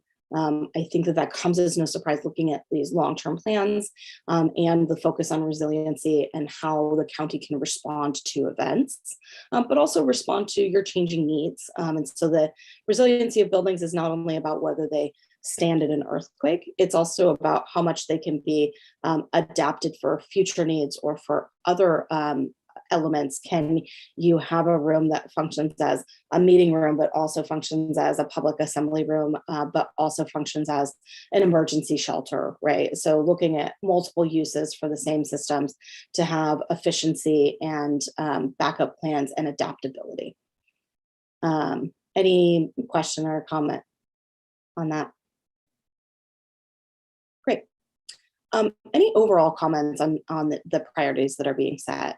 Do you feel that these reflect as a whole your where you would have set these priorities for this project? So I guess I can kick it off. I went through and kind of listed some of the things that came to mind in terms of priorities. The cost is definitely at the top.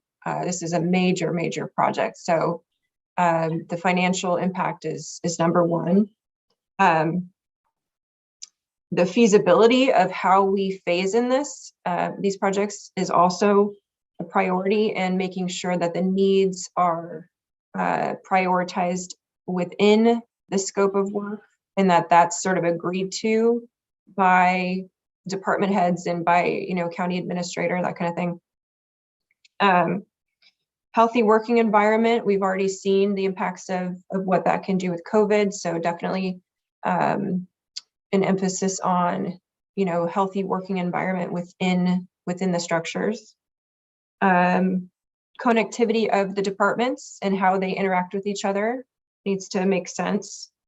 Proximity to transportation and parking is key. Incorporating technology needs. We've had some major retrofits that we've had to bring our technology up to date, and it's difficult to do when you have old buildings and that kind of thing. Safety for our employees, especially when you're talking about jail campus and those types of things, the sheriff's office. So the safety for our employees, our building in particular, I've been there late where I'm the only one leaving. So just having some basic safety measures for employees that are working in the buildings. Storage needs, always a problem, but definitely some smart planning for storage needs. And then I would say just the adaptability of the spaces. So again, hard to do when you have old buildings that are, they have their structures, but going forward, having spaces that can be adapted for, maybe a shift in the employment needs or storage needs or whatever it is. So those were kind of the top, 10 or so things that I wrote down. Commissioners, any thoughts? Yeah, Chair. In looking at this, especially through the lens of a focus on a health and human services space that's highly public facing to a range of abilities and needs and comprehensions, and then with the caveat of consolidating or vacating structures, I think that based upon what I see here of the stakeholder identified priorities, I can understand in the bigger context of it exactly why those were the priorities or the emphases of this particular group, and I agree with them for this particular project too. So it's good to see, and I think that from my perspective, we're moving forward in a direction that I'm supportive of. Thank you. Commissioner Sterrett? Thank you, Chair, and thank you for this, Cassandra.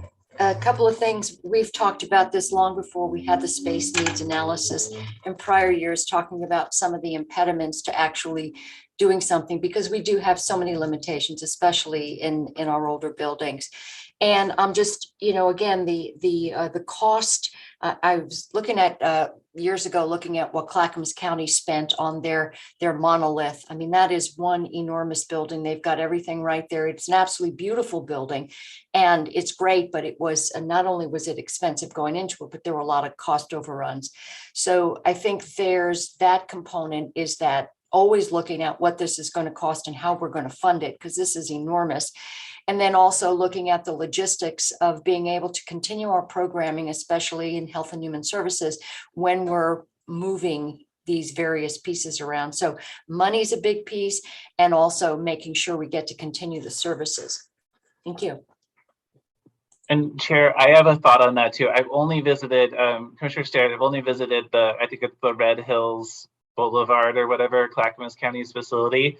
And I will say that I really appreciate that, the team, the Sarah Architects team and stakeholders and the team within the county are keeping us here in the core, because it feels like staff and the public will continue to be connected to the life of the city as well, which doesn't, in my limited experience, isn't how it feels in Clackamas County.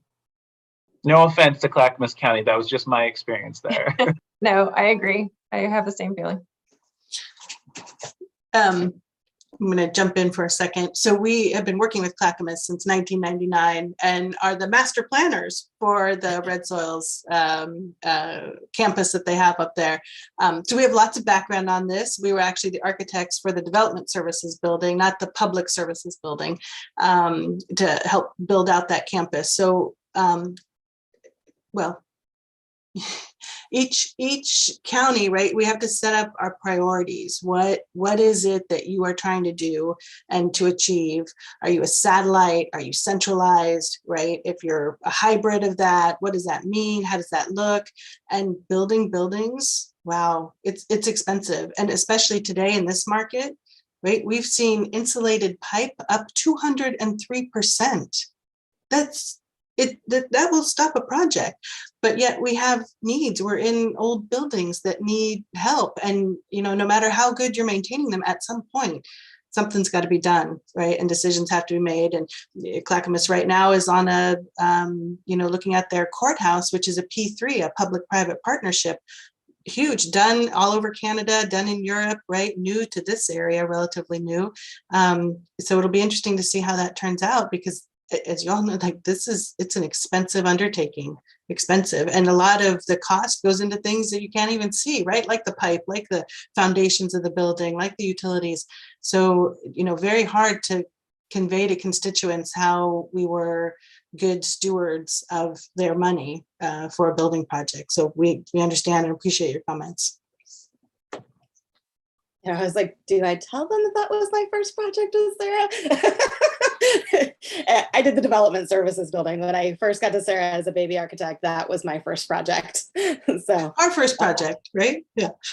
No, it is a beautiful campus. It is, but in Clackamas County is obviously much larger, but it feels like it's sort of way up there.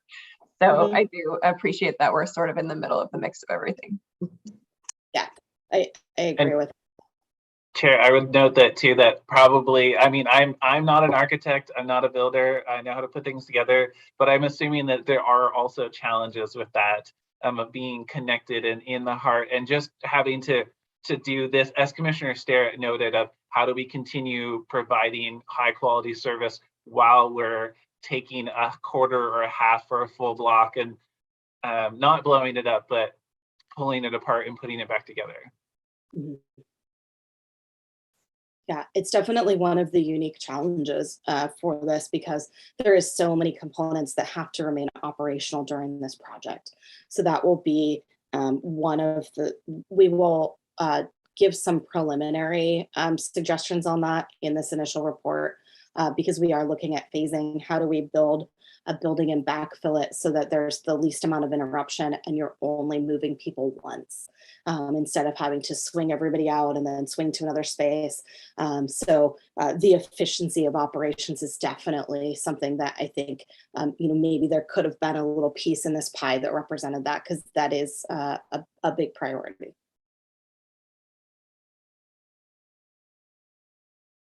Great. Thank you, commissioners. I appreciate your discussion on that.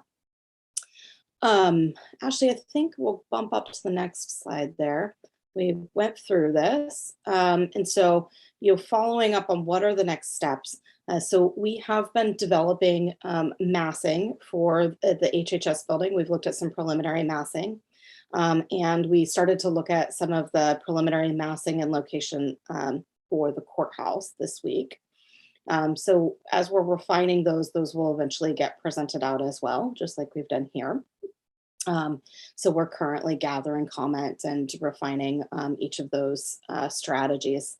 So looking forward, we're at the commissioner's work session here. So we have another work session with you on 317, and that's when we'll go through all of those options that we've looked at, and that will discuss how do we think that we're moving people around? What does that flow look like in a proposed strategic option? And you'll also see some of those massing. We've done a couple of studies on how big is that parking garage, if it accommodates this to be either remote or attached to a building. Can we put a building and a parking garage on the same block? Because the reality is that you can't put 500 parking spots on a surface lot down there, right? So that we have to look at some creative solutions for how do we accommodate that in a way that is safe and responsive, and that fits all of the needs of the campus. So that is something that we are still looking through options on. We have a stakeholder meeting on the 23rd.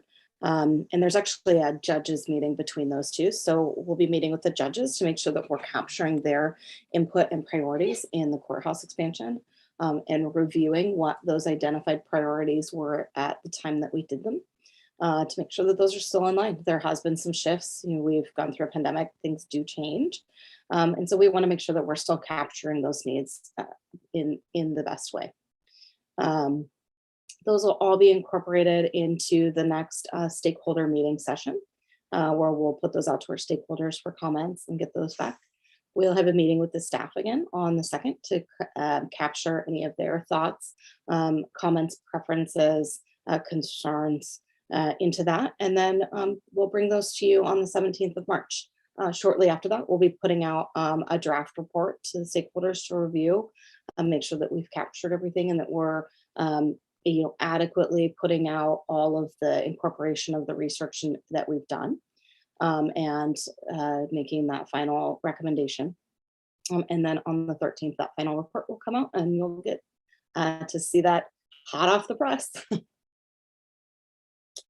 Ashley, you can go to the next slide, which just outlines this in speaking. But so is there any comments or questions about kind of these next steps moving forward? Great. That was everything that we had for you today. So thank you very much for your participation and input. We appreciate your time, and we will see you again later in March. Thank you so much. Wonderful Sarah, I information. do have one thing I wanted to check in on, and that's this is very future thinking, but DLCD and LCDC are currently going through the draft rules for, I think it's called climate friendly and something communities, and y'all probably know exactly what I'm talking about. But under that, one of the proposals is that individual communities are free to adapt to either have parking minimums or go away from parking minimums. That's like one of the proposals. So I just want to put that in your brain that the 500, the very large thing, could be flexible based upon the city's flexibility and your own work and our own interest in that. Yeah, I appreciate that. I think it's something that we could definitely discuss with the city. And, they're, as Cass mentioned, they're planning some things as well. Why don't we talk about what we're going to do together and how we can reduce that parking footprint, perhaps? Yeah, and there has been some discussion with the stakeholders and the staff about that. So we're capturing kind of that overall feeling into the report so that we've documented it, but we do want to look at all of the options. Okay, thank you very much. Thank you. Ken, Justin, any follow-up? I don't think we have any more follow-up, but other than to say, as you can see with the presentation and work, we've been really pleased in working with Sarah Architects and the work and helping to shepherd us through this process. And it's a lot of challenges because I would recognize a lot of the things that we've talked about when we're talking about parking and we're talking about current facilities and the challenges that we have. And then also just the vast variety of services and varied size and scope that we do provide at the county. This is a pretty challenging endeavor in trying to come up with a plan that is both fiscally responsible because we don't have the funds sitting in the budget waiting to implement, a lot of new constructions. But at the same time, we have needs all across the county, all the various programs and areas. And so then trying to build in, priorities for the sheriff's office on top of HHS, on top of admin, on top of the assessor's office and clerk, and the courts and having those communications. And, I working with Sarah Architects, it's been fantastic going through this process and being able to have these discussions and reach consensus with our meetings on priorities and direction and where we're going. Thanks, Justin, do you have any other thoughts you wanted to? Nothing further to add. Great. Well, thank you very much. We appreciate the information. Look forward to the next meeting. Thank you very much. Thank you. Thanks. Okay, so that concludes our work session. Next up is the consent agenda. We have nothing on the consent agenda, which brings us to old business, item H1, which is consideration of a letter regarding agricultural overtime mandate, which is no longer a legislative proposal. It's actually House Bill 4002 now. And this is something that was continued from February 3rd of 2022. And commissioners, you should have received a draft copy of the letter yesterday. If you weren't able to read it, I suppose I could read it out loud. Was everyone able to see it? Okay. So Chair, that I'm reading it right now too, just a follow-up read. So House Bill 4002 would change overtime laws for agricultural workers. Right now, they are exempt from overtime pay. It would apply an hourly cap. So, let's just say 40 hours was the proposal. So anything over that would be time and a half. And farm workers are exempt from overtime pay for various reasons, but namely because they are seasonal workers and their time spent doing that kind of work is very limited. They're not typical 8 to 5 jobs. And so this proposal has come up before. It has not been successful in the past for also many reasons, but one of them is that there's concern that we would be less competitive, so to speak, as a state if this is implemented. We do have neighboring states that have these types of laws. However, the market here has been able to shift to accommodate some of those farm workers. And if we had overtime, a mandatory ag overtime, that would change the nature of the market. It would also have a significant impact on our farmers. This has been brought forward by the Yamhill County Farm Bureau, all of the statewide ag groups, as well as local farmers. They're very concerned about the impact of this. We've had, and the public hearing was, I think, Tuesday night. Commissioner Kula, you were on there too, you testified. Public hearing was Tuesday night. Very fascinating testimony. This is a very emotional issue on both sides. You know, my frustration number one is that this is such a transitional piece of policy and it's being just shoved into the short session, and the opportunity for people to weigh in is very limited. I think we sat on there for what, 3.5 hours, and they didn't even, I signed up to testify well in advance, and they didn't even get through, you know, a quarter of the list. So very concerned about that, especially considering the immediate impact that this would have on our farm families. Definitely legitimate concerns over, you know, how a farm would adjust. Many of our larger farms are already able to offer overtime pay. They offer benefits, healthcare, you know, but if they're looking at hundreds of thousands of dollars in increased costs, they may have to adjust that. And certainly, as the letter states, you know, we grow over 225 commodities in Oregon. So everyone is very different. They have different staffing needs. The crops are very different. And so the concern is that not everyone has the ability to pay overtime, especially when you have a very condensed harvest season where folks are having to work long hours just to get through. But if you, you know, if you look at that time over the course of a year, it's less than an 8 to 5 job, so to speak. So the letter, I personally testified on behalf of myself as being opposed to the bill. I am not opposed to overtime laws. I am opposed to the fact that this is being pushed through and is in such a condensed window, but it's such a transitional piece of policy that I think it deserves more time. However, the letter that I submitted as a draft to you is requesting that the committee work on some type of compromise. They've been having these discussions for over a year on this policy. And the complaint with our Farm Bureau is that they don't feel like they've been heard. So the letter is a request for the committee to go back to the drawing board and work on a compromise. There have been, I think it's up to 3 amendments proposed. There's several amendments to the bill.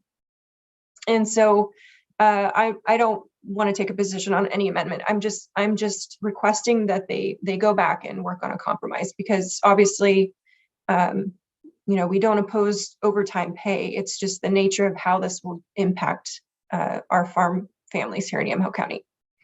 So commissioners, open it up for further discussion. Commissioner Sterrett. Thank you, I Chair. have lots of thoughts, but I really want to hear from Commissioner Sterrett, Chair. Oh, thank you, Commissioner. No, just thank you, Chair. Just basically my initial thoughts are, whenever I look at mandates, you know, I always sort of get my hackles up whenever you've got a state mandate for something like this. And also to think about this being proposed in the short session, what we know what the short session was initially designed to do. And what we're seeing happen in the short session is really nothing short of, you know, just ramming through policies that really are, it's inappropriate for this short session. So I would be interested in seeing what that compromise is, so that there really is some fairness. Obviously, you know, as you mentioned, to overtime, there's no question about that. And as you point out, the wage rates are at a spread of, you know, $20 to $30 an hour. So I would be in favor of more discussion on this, and definitely make sure that they're hearing us about it not being in the short session. Thank you. Cool, thank you. Chair, if I may now. I couldn't find the mute button, but I've learned that sometimes I can touch the space bar, and then sometimes it doesn't work, and then I'm talking and you can't hear me. I will say that I just want to note that I really appreciate your comments, Commissioner Sterrett, and I'll note that I value the mandate that is a minimum wage, and I also value overtime pay. We heard Commissioner Burschauer, or Chair Burschauer, and I heard a lot of testimony about how kind of the rationale for I do you remember this, but you know, that the rationale at the federal level for implementing an overtime time and a half was that as workers throughout the day work longer and longer hours, their risk of injury and accident goes up, and that there's the federal government at the time of implementing overtime pay wanted to disincentivize extending people's hours into that risk period where they safety, the danger goes up and safety goes down. And we heard from a lot of people that they are concerned and grow concerned as their work days get longer. I do want to note that the ramming it through in short session is not totally accurate, since this was brought up last session, and the request of farmer groups was that a work group be adopted. And so there was a work group, farmers, farm advocates, farm workers, unions all got together and talked through how they could make this work for everybody. That happened between sessions, and here we are with what the proponents believed was a bill that could get agreement. Now, I understand that there is an agreement yet, and I will say that I appreciate Commissioner Berschauer, or Chair, your kind of like recognizing that there's compromises that need to happen in here in order for it to move forward to have overtime, which I believe is the right thing to do, while still recognizing that it's very challenging for farmers who can't change their prices to accommodate it. I think the tricky thing, and you allude to it in your letter, is if the state helps blunt some of that impact to farmers this year, and then next year, and then the year after, or from day of implementation through the phase out period, that eventually farmers are all going to be carrying the whole cost of that, right? I heard testimony kind of on both sides of the issue of whether it's a good thing to have any kind of phase-in period. I personally think that the approach of a tax credit that's 1%, there, that's a set percentage of the total overtime bill is a good way for at least the state to recognize that they're imposing something on a sector of the economy that has in its current manifestation a big challenge with adopting these new changes, right? As I said in my testimony, farmers operate in between the gap between the wild weather and the global markets. And in that space, right, is somehow we have to make enough profit to keep going. Along those lines, full disclosure, I declare a potential conflict of interest because I can stand to benefit or lose from this particular piece of legislation. So I just want to acknowledge that. I did want to note that adjacent and highly relevant to this is that right now there's a lawsuit by 2 farmers and an advocacy organization that's pending. And our current labor commissioner, Val Hoyle, has indicated that she could at any moment, and has delayed because of session, implement rules for overtime pay for farm workers starting at 40 hours, essentially immediately upon the completion of rulemaking, and that would not include any tax credit benefits for farmers. So in some ways, Commissioner Starrett, sometimes you say it's a gun to the head. The legislation is a way to blunt the impact of what would otherwise be happening at BOLI right now. So I want to acknowledge that it's the legislation is a way to help farmers and to implement overtime. If it's not passed, there will be farm worker overtime. Just there will be. So I hesitate to sign on to this letter, though I appreciate both the tone and the content of it, because I've seen the Dash amendments, and I think some of them are worthy, especially the more generous tax credit benefits that are in them. And I would say that at that point, that's what I would support, is I think it's called the Dash 2 rather than the Dash 1, which I believe was introduced by Representative Bouchard-Davis. So I've talked enough, but I really appreciate both of your thoughts on this matter, and I do think it's a really big deal. Thank you, Commissioner. I didn't want to specify which one just because I don't know that we would actually come to agreement on that. I think that, you know, the compromise is just imperative. Like you said, there is a lawsuit that's been threatened.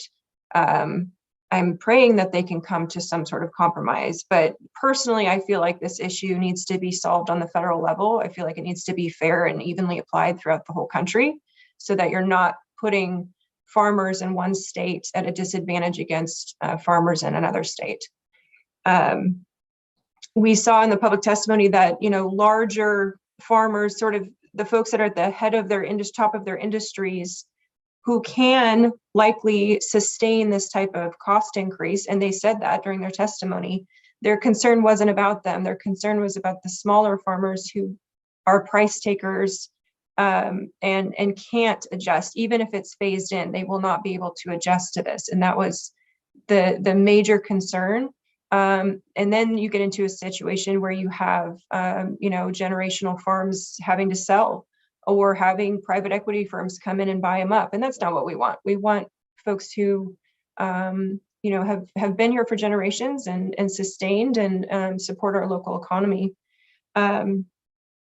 So even though I individually would support a federal solution so that it's more equitable, you know, my concern is that they get to a compromise that works for folks, because I don't think that the result of the lawsuit is going to be a good thing. I think it's going to be devastating for our local farmers. You know, and there has been a process over the past year since it was introduced last session. But again, the Farm Bureau did testify that they feel that they were completely shut out of that. They didn't have a voice. And I just don't think that, you know, one public hearing with this type of monumental change to the agricultural industry is appropriate. So there was also a concern about the legislative impact, or the fiscal impact of the tax credits. As far as I knew, was when I was watching, I didn't see any sort of legislative fiscal report. They were asking for it and it wasn't done yet. And the numbers that were swirling around were, you know, upwards of $150 million that this would cost taxpayers. So it's a huge fiscal impact, and very concerning that it wasn't even vetted out, you know, in time for the first public hearing. It just doesn't feel like a healthy process. And so that's why, you know, even though Commissioner Cooley, you have maybe your own set of solutions that you'd like to see, I have mine. I really think that it's necessary for us to weigh in on behalf of Yamhill County's farming families, that we want, you know, the process to be very involved, very healthy, work towards compromise, bring in the agricultural industry folks, and make sure that they can come to an agreement. Otherwise, this is going to be a blunt instrument, whether it's phased in or not, because you just have the reality of price takers that cannot absorb this. Commissioner Steritz, any thoughts after kind of our back and forth? No, the only other thing I would go to is the comment about the short session, Commissioner, and I appreciate it. Yes, there's been a lot of work done on this. But the one thing, you know, that I go back to is that this is not the time for us to vet significant legislative changes such as this, that this does require a really strong vetting process. So I think there are, you know, there are definitely concerns about the gun to the head aspect of this. And it's like, you know, do this or wind up with this situation. But I do believe it's important to get the message across that that there needs to be more discussion on this. And I don't think it's an either or, you know, pass it or don't pass it. I hope that we would get some kind of compromise. Anyway, thank you. Thank you. And I do want to say as well, I know Commissioner Kula stated that he is a farmer, so there's a potential conflict. Obviously, my husband is a 5th generation farmer. I included that in my testimony. You know, declaring any sort of potential conflict there, he will be subject to these rules. I just want to make sure that's clear too. Yeah, and I didn't mean, I was only speaking for myself, and just that when I'm speaking about this, I'm like, oh, right, this is also has the potential to impact me as well. Though I don't currently have employees, but I could in the future. I did want to note that I think there's a tricky balance, right, around the potential fiscal impact versus not having a tax credit, right? Is that if we worry, rhetorically worry about the fiscal impact to the state and to taxpayers for footing the bill for farmers, but on the other hand say, hey, you know, we farmers want help with to blunt the impact of the overtime implementation. I think we need to be aware, at least I need to be aware of the fact that those are two opposite things, right? My understanding of based upon my reading of the bill, and again, forgive me if I don't have the perfect reading comprehension, is that it was actually proposed to be capped at $27 million fund as a tax credit.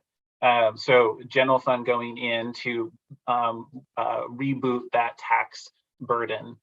So it's there. That would be the first, you know, there would be people who would be left out of that, right? That some people would get the tax credit and other people wouldn't get the tax credit. And that is also not fair, but it's a way to respond to that fiscal impact to state resources, right? I would just want to note that's, you could say, oh, but it's going to cost a lot. But on the other hand, farmers are getting that money to blunt the impact.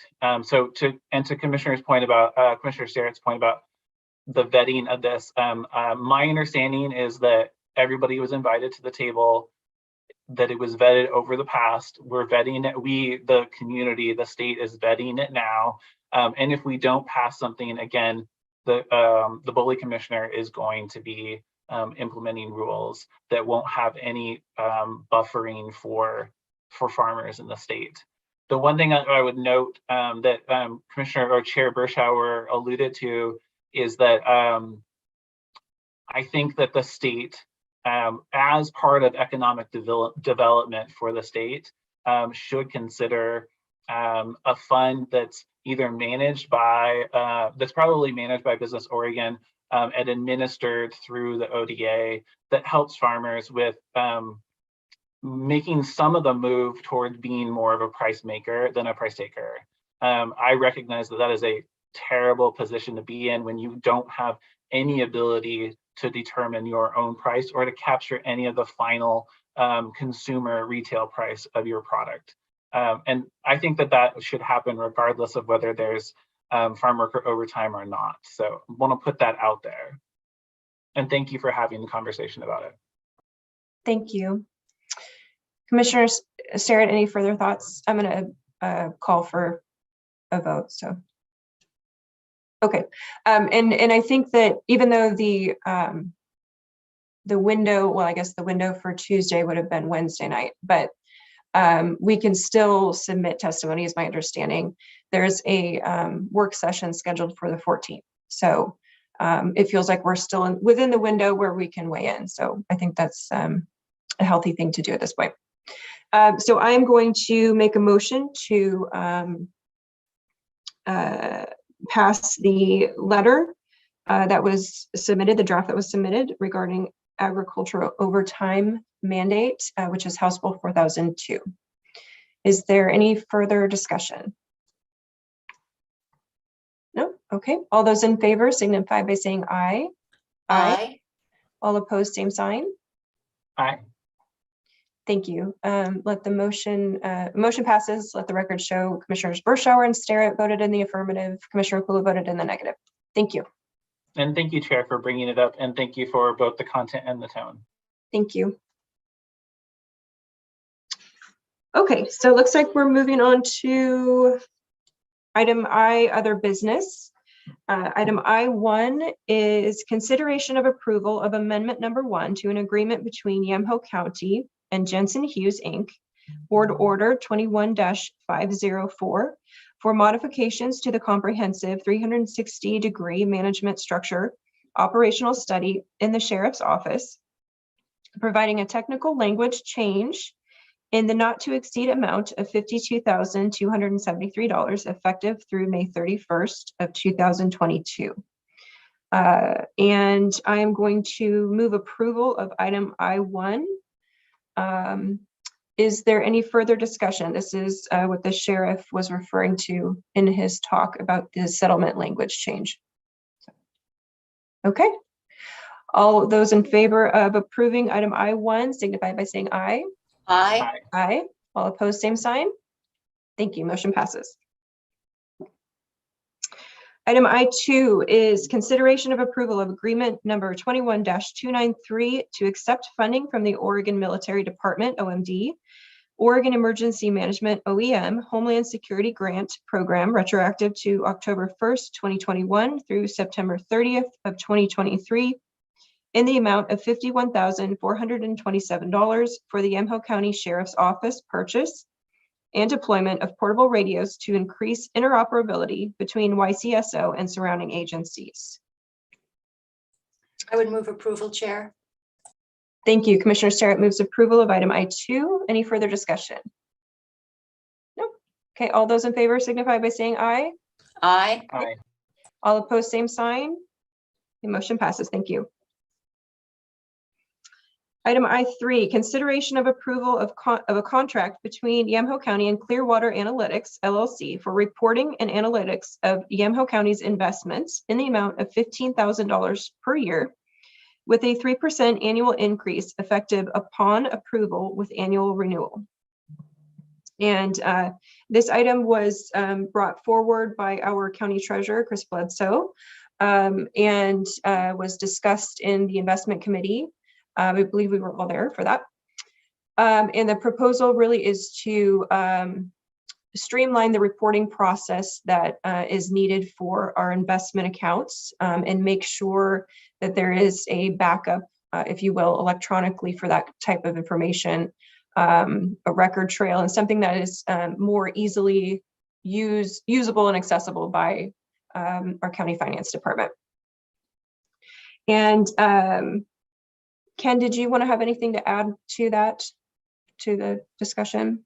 I don't think I have any further to add unless there's specific questions. And then I also noticed that the treasurer is in the other room. If there's questions for the treasurer, we could have her move to the panel, depending on what the board wants to do. Okay, Commissioner Sterrett. Thank you, Chair. The only thing I would want to do is check in with Christian, because I did have some initial concerns as to whether or not we'd crossed all the T's and dotted all the I's regarding an RFP on this. And the other thing is the 3% annual increase. So looking at this and basically increasing the cost of this department, it's significant based on the fact that the treasurer's position is a part-time position. So I will weigh in on that. But anyway, just the major question is Christian's at this point. Yeah, thank you, Commissioner. I did confirm with the treasurer that she did think a minimum of 3 quotes, which is all that would be required for this size of a solicitation. For solicitations between 10 and 150,000, that's what's required. So we could operate under this contract for many years before getting close to that $150,000 threshold. So yeah, that I understand has been, that requirement has been met. As to the annual cost, I'll let Ken or the treasurer speak to that. Thank you, Christian. Ken, just your overall impression about that, having your eyes on many of the different increases that we have with various contracts. Thoughts? It seems pretty consistent with what we're seeing with other contracts of similar kind of similar scope or size of contracts that we are seeing the similar type markup on an annual basis. Thank you. Thank you. And just to recap, the proposal was to have this contract be paid for by interest income as part of our interest income. And so it seems like with even if you average out interest income over the past several years, there's plenty of money there to fit this into that type of budget. Okay, commissioners, any questions for Treasurer Bledsoe? Okay. In that case, I will move approval of item I3. Is there any further discussion? Nope. Okay. All those in favor signify by saying aye. Aye. Aye.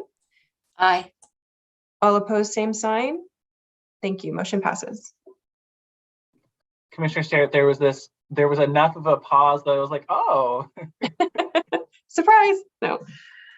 Okay. Item I4 is consideration of approval of the purchase of a Caterpillar 150JO. Maybe I'm not saying that right.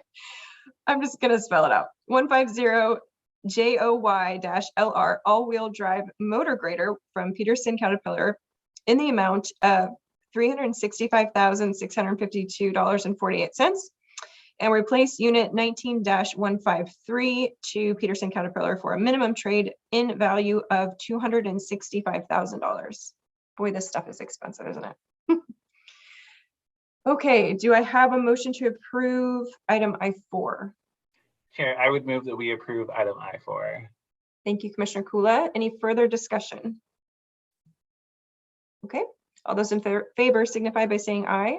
Aye. Aye. Aye. All opposed, same sign. Thank you. Motion passes. And it looks like our final item under other business is item I5, review and discussion of 2022 AOC dues. And commissioners, we should have received an email that described what those dues are. Ken, did you want to kind of kick off the conversation here? Sure. So in past years, we received the invoice for our dues for AOC, and in past years, we've always had this as an agenda item for the board to talk about.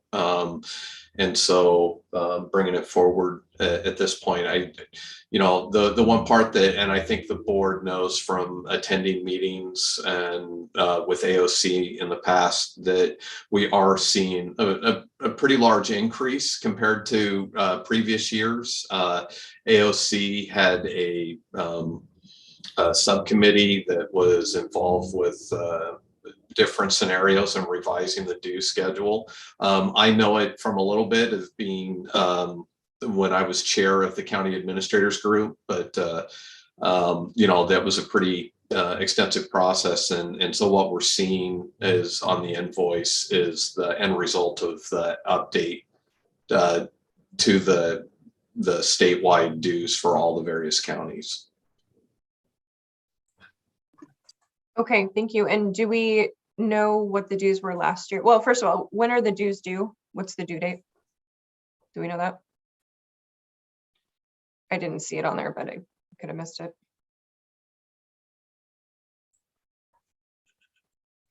Commissioner Sterrett. Chair, I'm not sure when they're due, but I would recommend that we wait on this.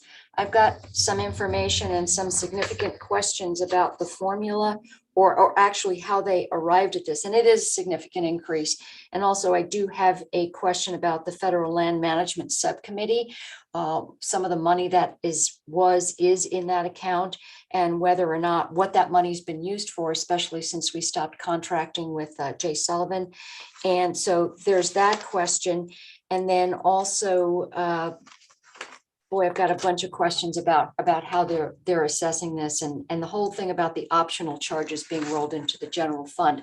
So it's a fairly involved discussion. I don't know whether we want to jump into that today or wait till we have more time to look at it. But I have some questions, and some of these questions we're hoping that maybe Gina can address.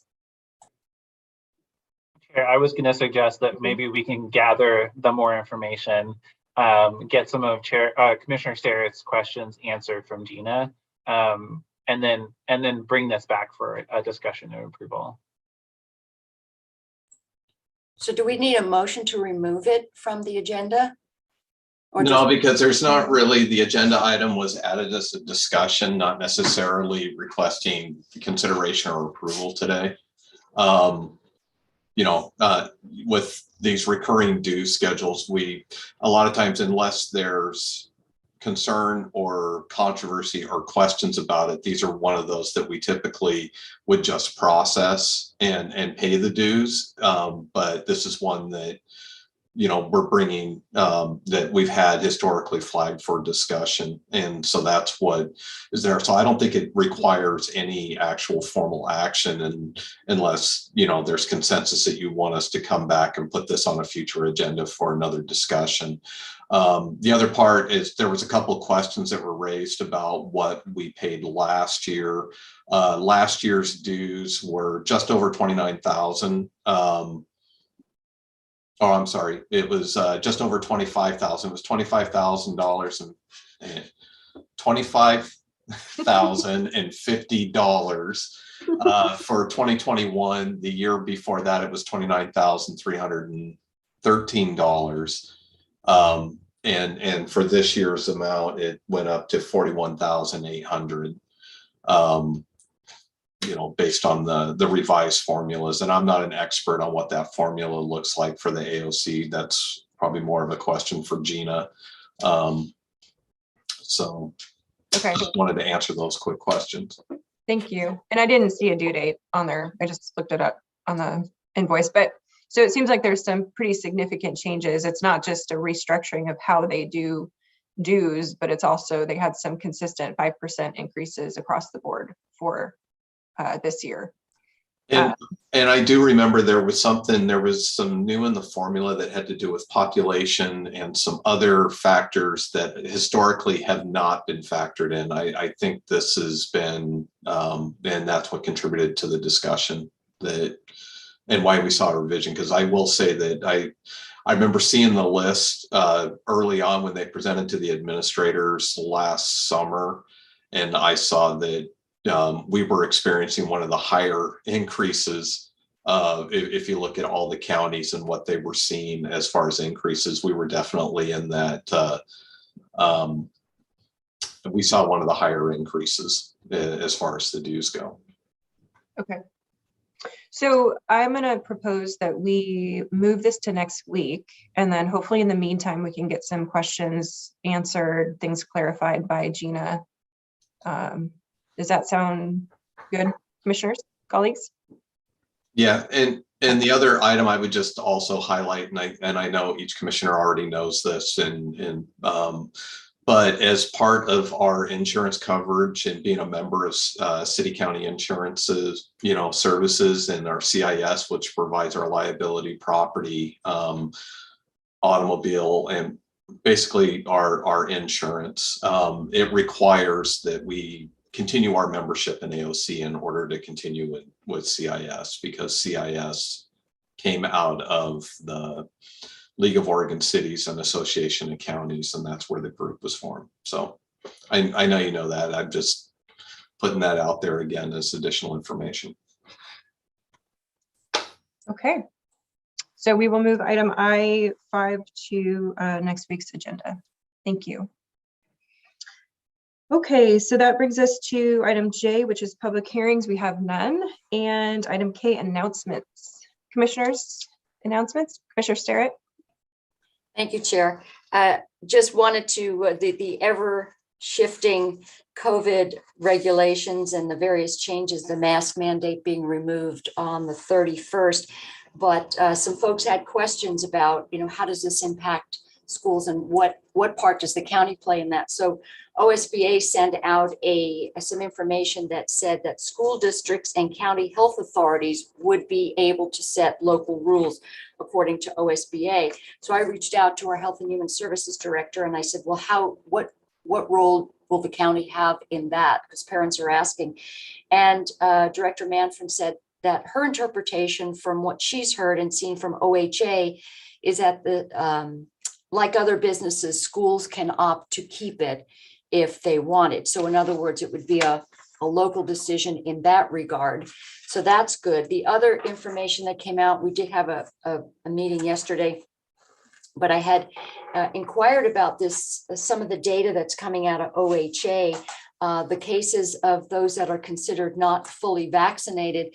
Well, apparently there's and I don't know, forgive me if I have this wrong, but Ken, you can correct me, a glitch at the state level where they're actually taking breakthrough cases and putting them in the default category of unvaccinated cases. So it looks like you've got more unvaccinated people when there are breakthrough cases that are in those positive tests. Did I get that right, Ken?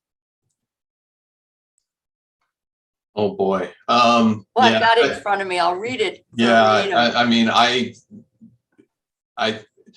I'm always careful because, because this isn't an area of expertise, but, I believe how you described it is how Director Manfred described it, that there's this data lag that comes in, and as far and how they're placed or determine that, because not all the time do they know the vaccination status for someone who has possibly tested positive. And so then how that's applied, and it does sound like, as you described, that that information that they've gone into that they were identified in that report as being unvaccinated, where it could be a vaccination or a breakthrough case. So yes, but I know it's, yeah, that, and if there's further questions, I'd probably have to get on the phone to Director Manfred, because she can explain that a lot more eloquently than I can. It just says in here, we've recently learned about a limitation in the state database that's causing delays in determining the vaccination status. They're largely due to high volumes of cases. So basically, folks who are not fully vaccinated, as it's showing here in the graph, is likely much lower. So I just want to make sure that we as a county are getting that message out to folks who might be looking at this graph or this data and know that it's not accurate. So that when we say we've got this number of folks who are unvaccinated who are testing positive, that there are breakthrough cases included in that. So that's important for us to get ahead of that messaging, and hopefully we'll get that word out. And then also we're hearing more and more about the sort of now the mainstream narrative has to do with natural immunity. And now we know that it's becoming sort of commonplace that there is that acknowledgement that natural immunity is important. So I hope that we'll be getting that on the website.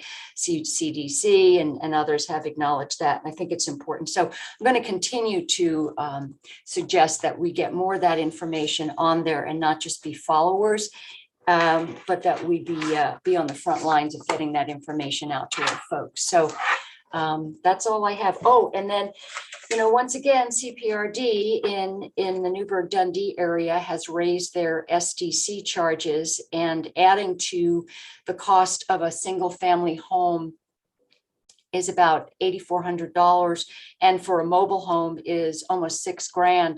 I think that when we talk about the costs of housing, especially in Newburgh, we have to conclude that this is adding significantly to the cost of building or owning a home. So I am concerned about this, and I have been, and I will continue to talk about how important it is for us to take our SDCs and keep them in check.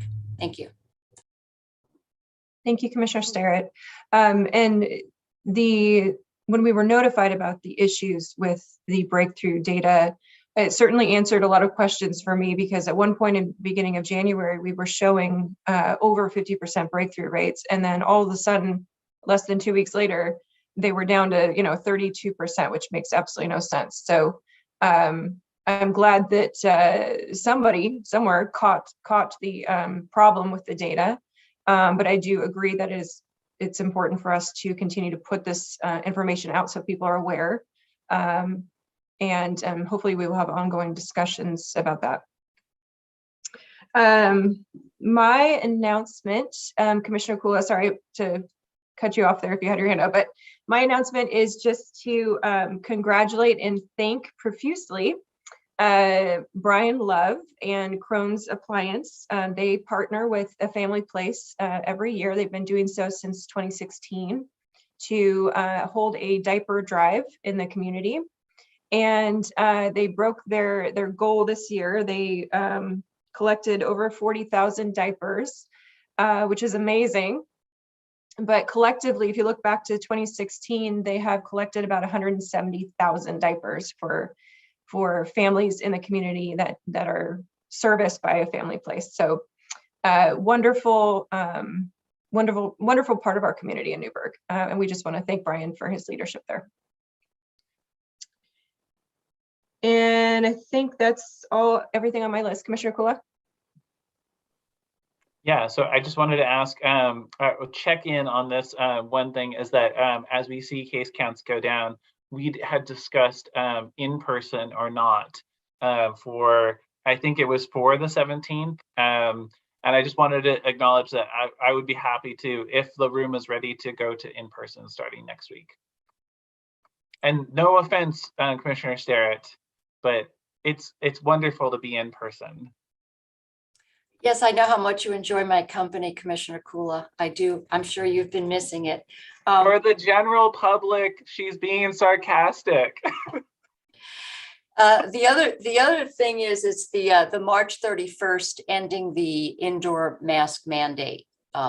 So I will not be wearing a mask, so I would not be present. So I would stay right here until we get the all clear to not wear a mask. It could be before then. We'll see, hopefully. Along those lines, Chair, I missed you, Commissioner Sterrett, at AOC because I went in person, but I could hear you on the mic. Oh yeah, heard you too. There were a few moments when I held my tongue and you'd be very proud of me. So I'm not a sports fan, but the Super Bowl's this weekend, and I'm wondering if anyone wants to go on public record stating who they think is going to win the Super Bowl. Christian? Oh no. This is American football, Christian. American football. Right. Yeah, right. Yeah, my team's not in it, but they're also in the AFC North, so I have a hard time rooting for the Bengals. But yeah, I think it would be great. It'd be great for either team. Hard for me to pick though. I don't really have a dog in this fight. Aren't both teams kind of the underdogs? That's my impression. They're both sort of the underdogs. I think so. Yeah. Yeah. But I will say, just a reminder for football, the real football, Champions League round of 16 kicks off next week. So there's more football after American football ends on Sunday. All right. Anybody else want to go on record? No. I'm just picking the Dallas Cowboys next year. All right. Well, if there's nothing further for the good of the county, we can wrap this up. Anything further? No? Okay. Well, thank you. That adjourns the Yamco County Board of Commissioners informal session for February 10th, 2022. Thank you very much. Have a lovely weekend. Thank you. You too.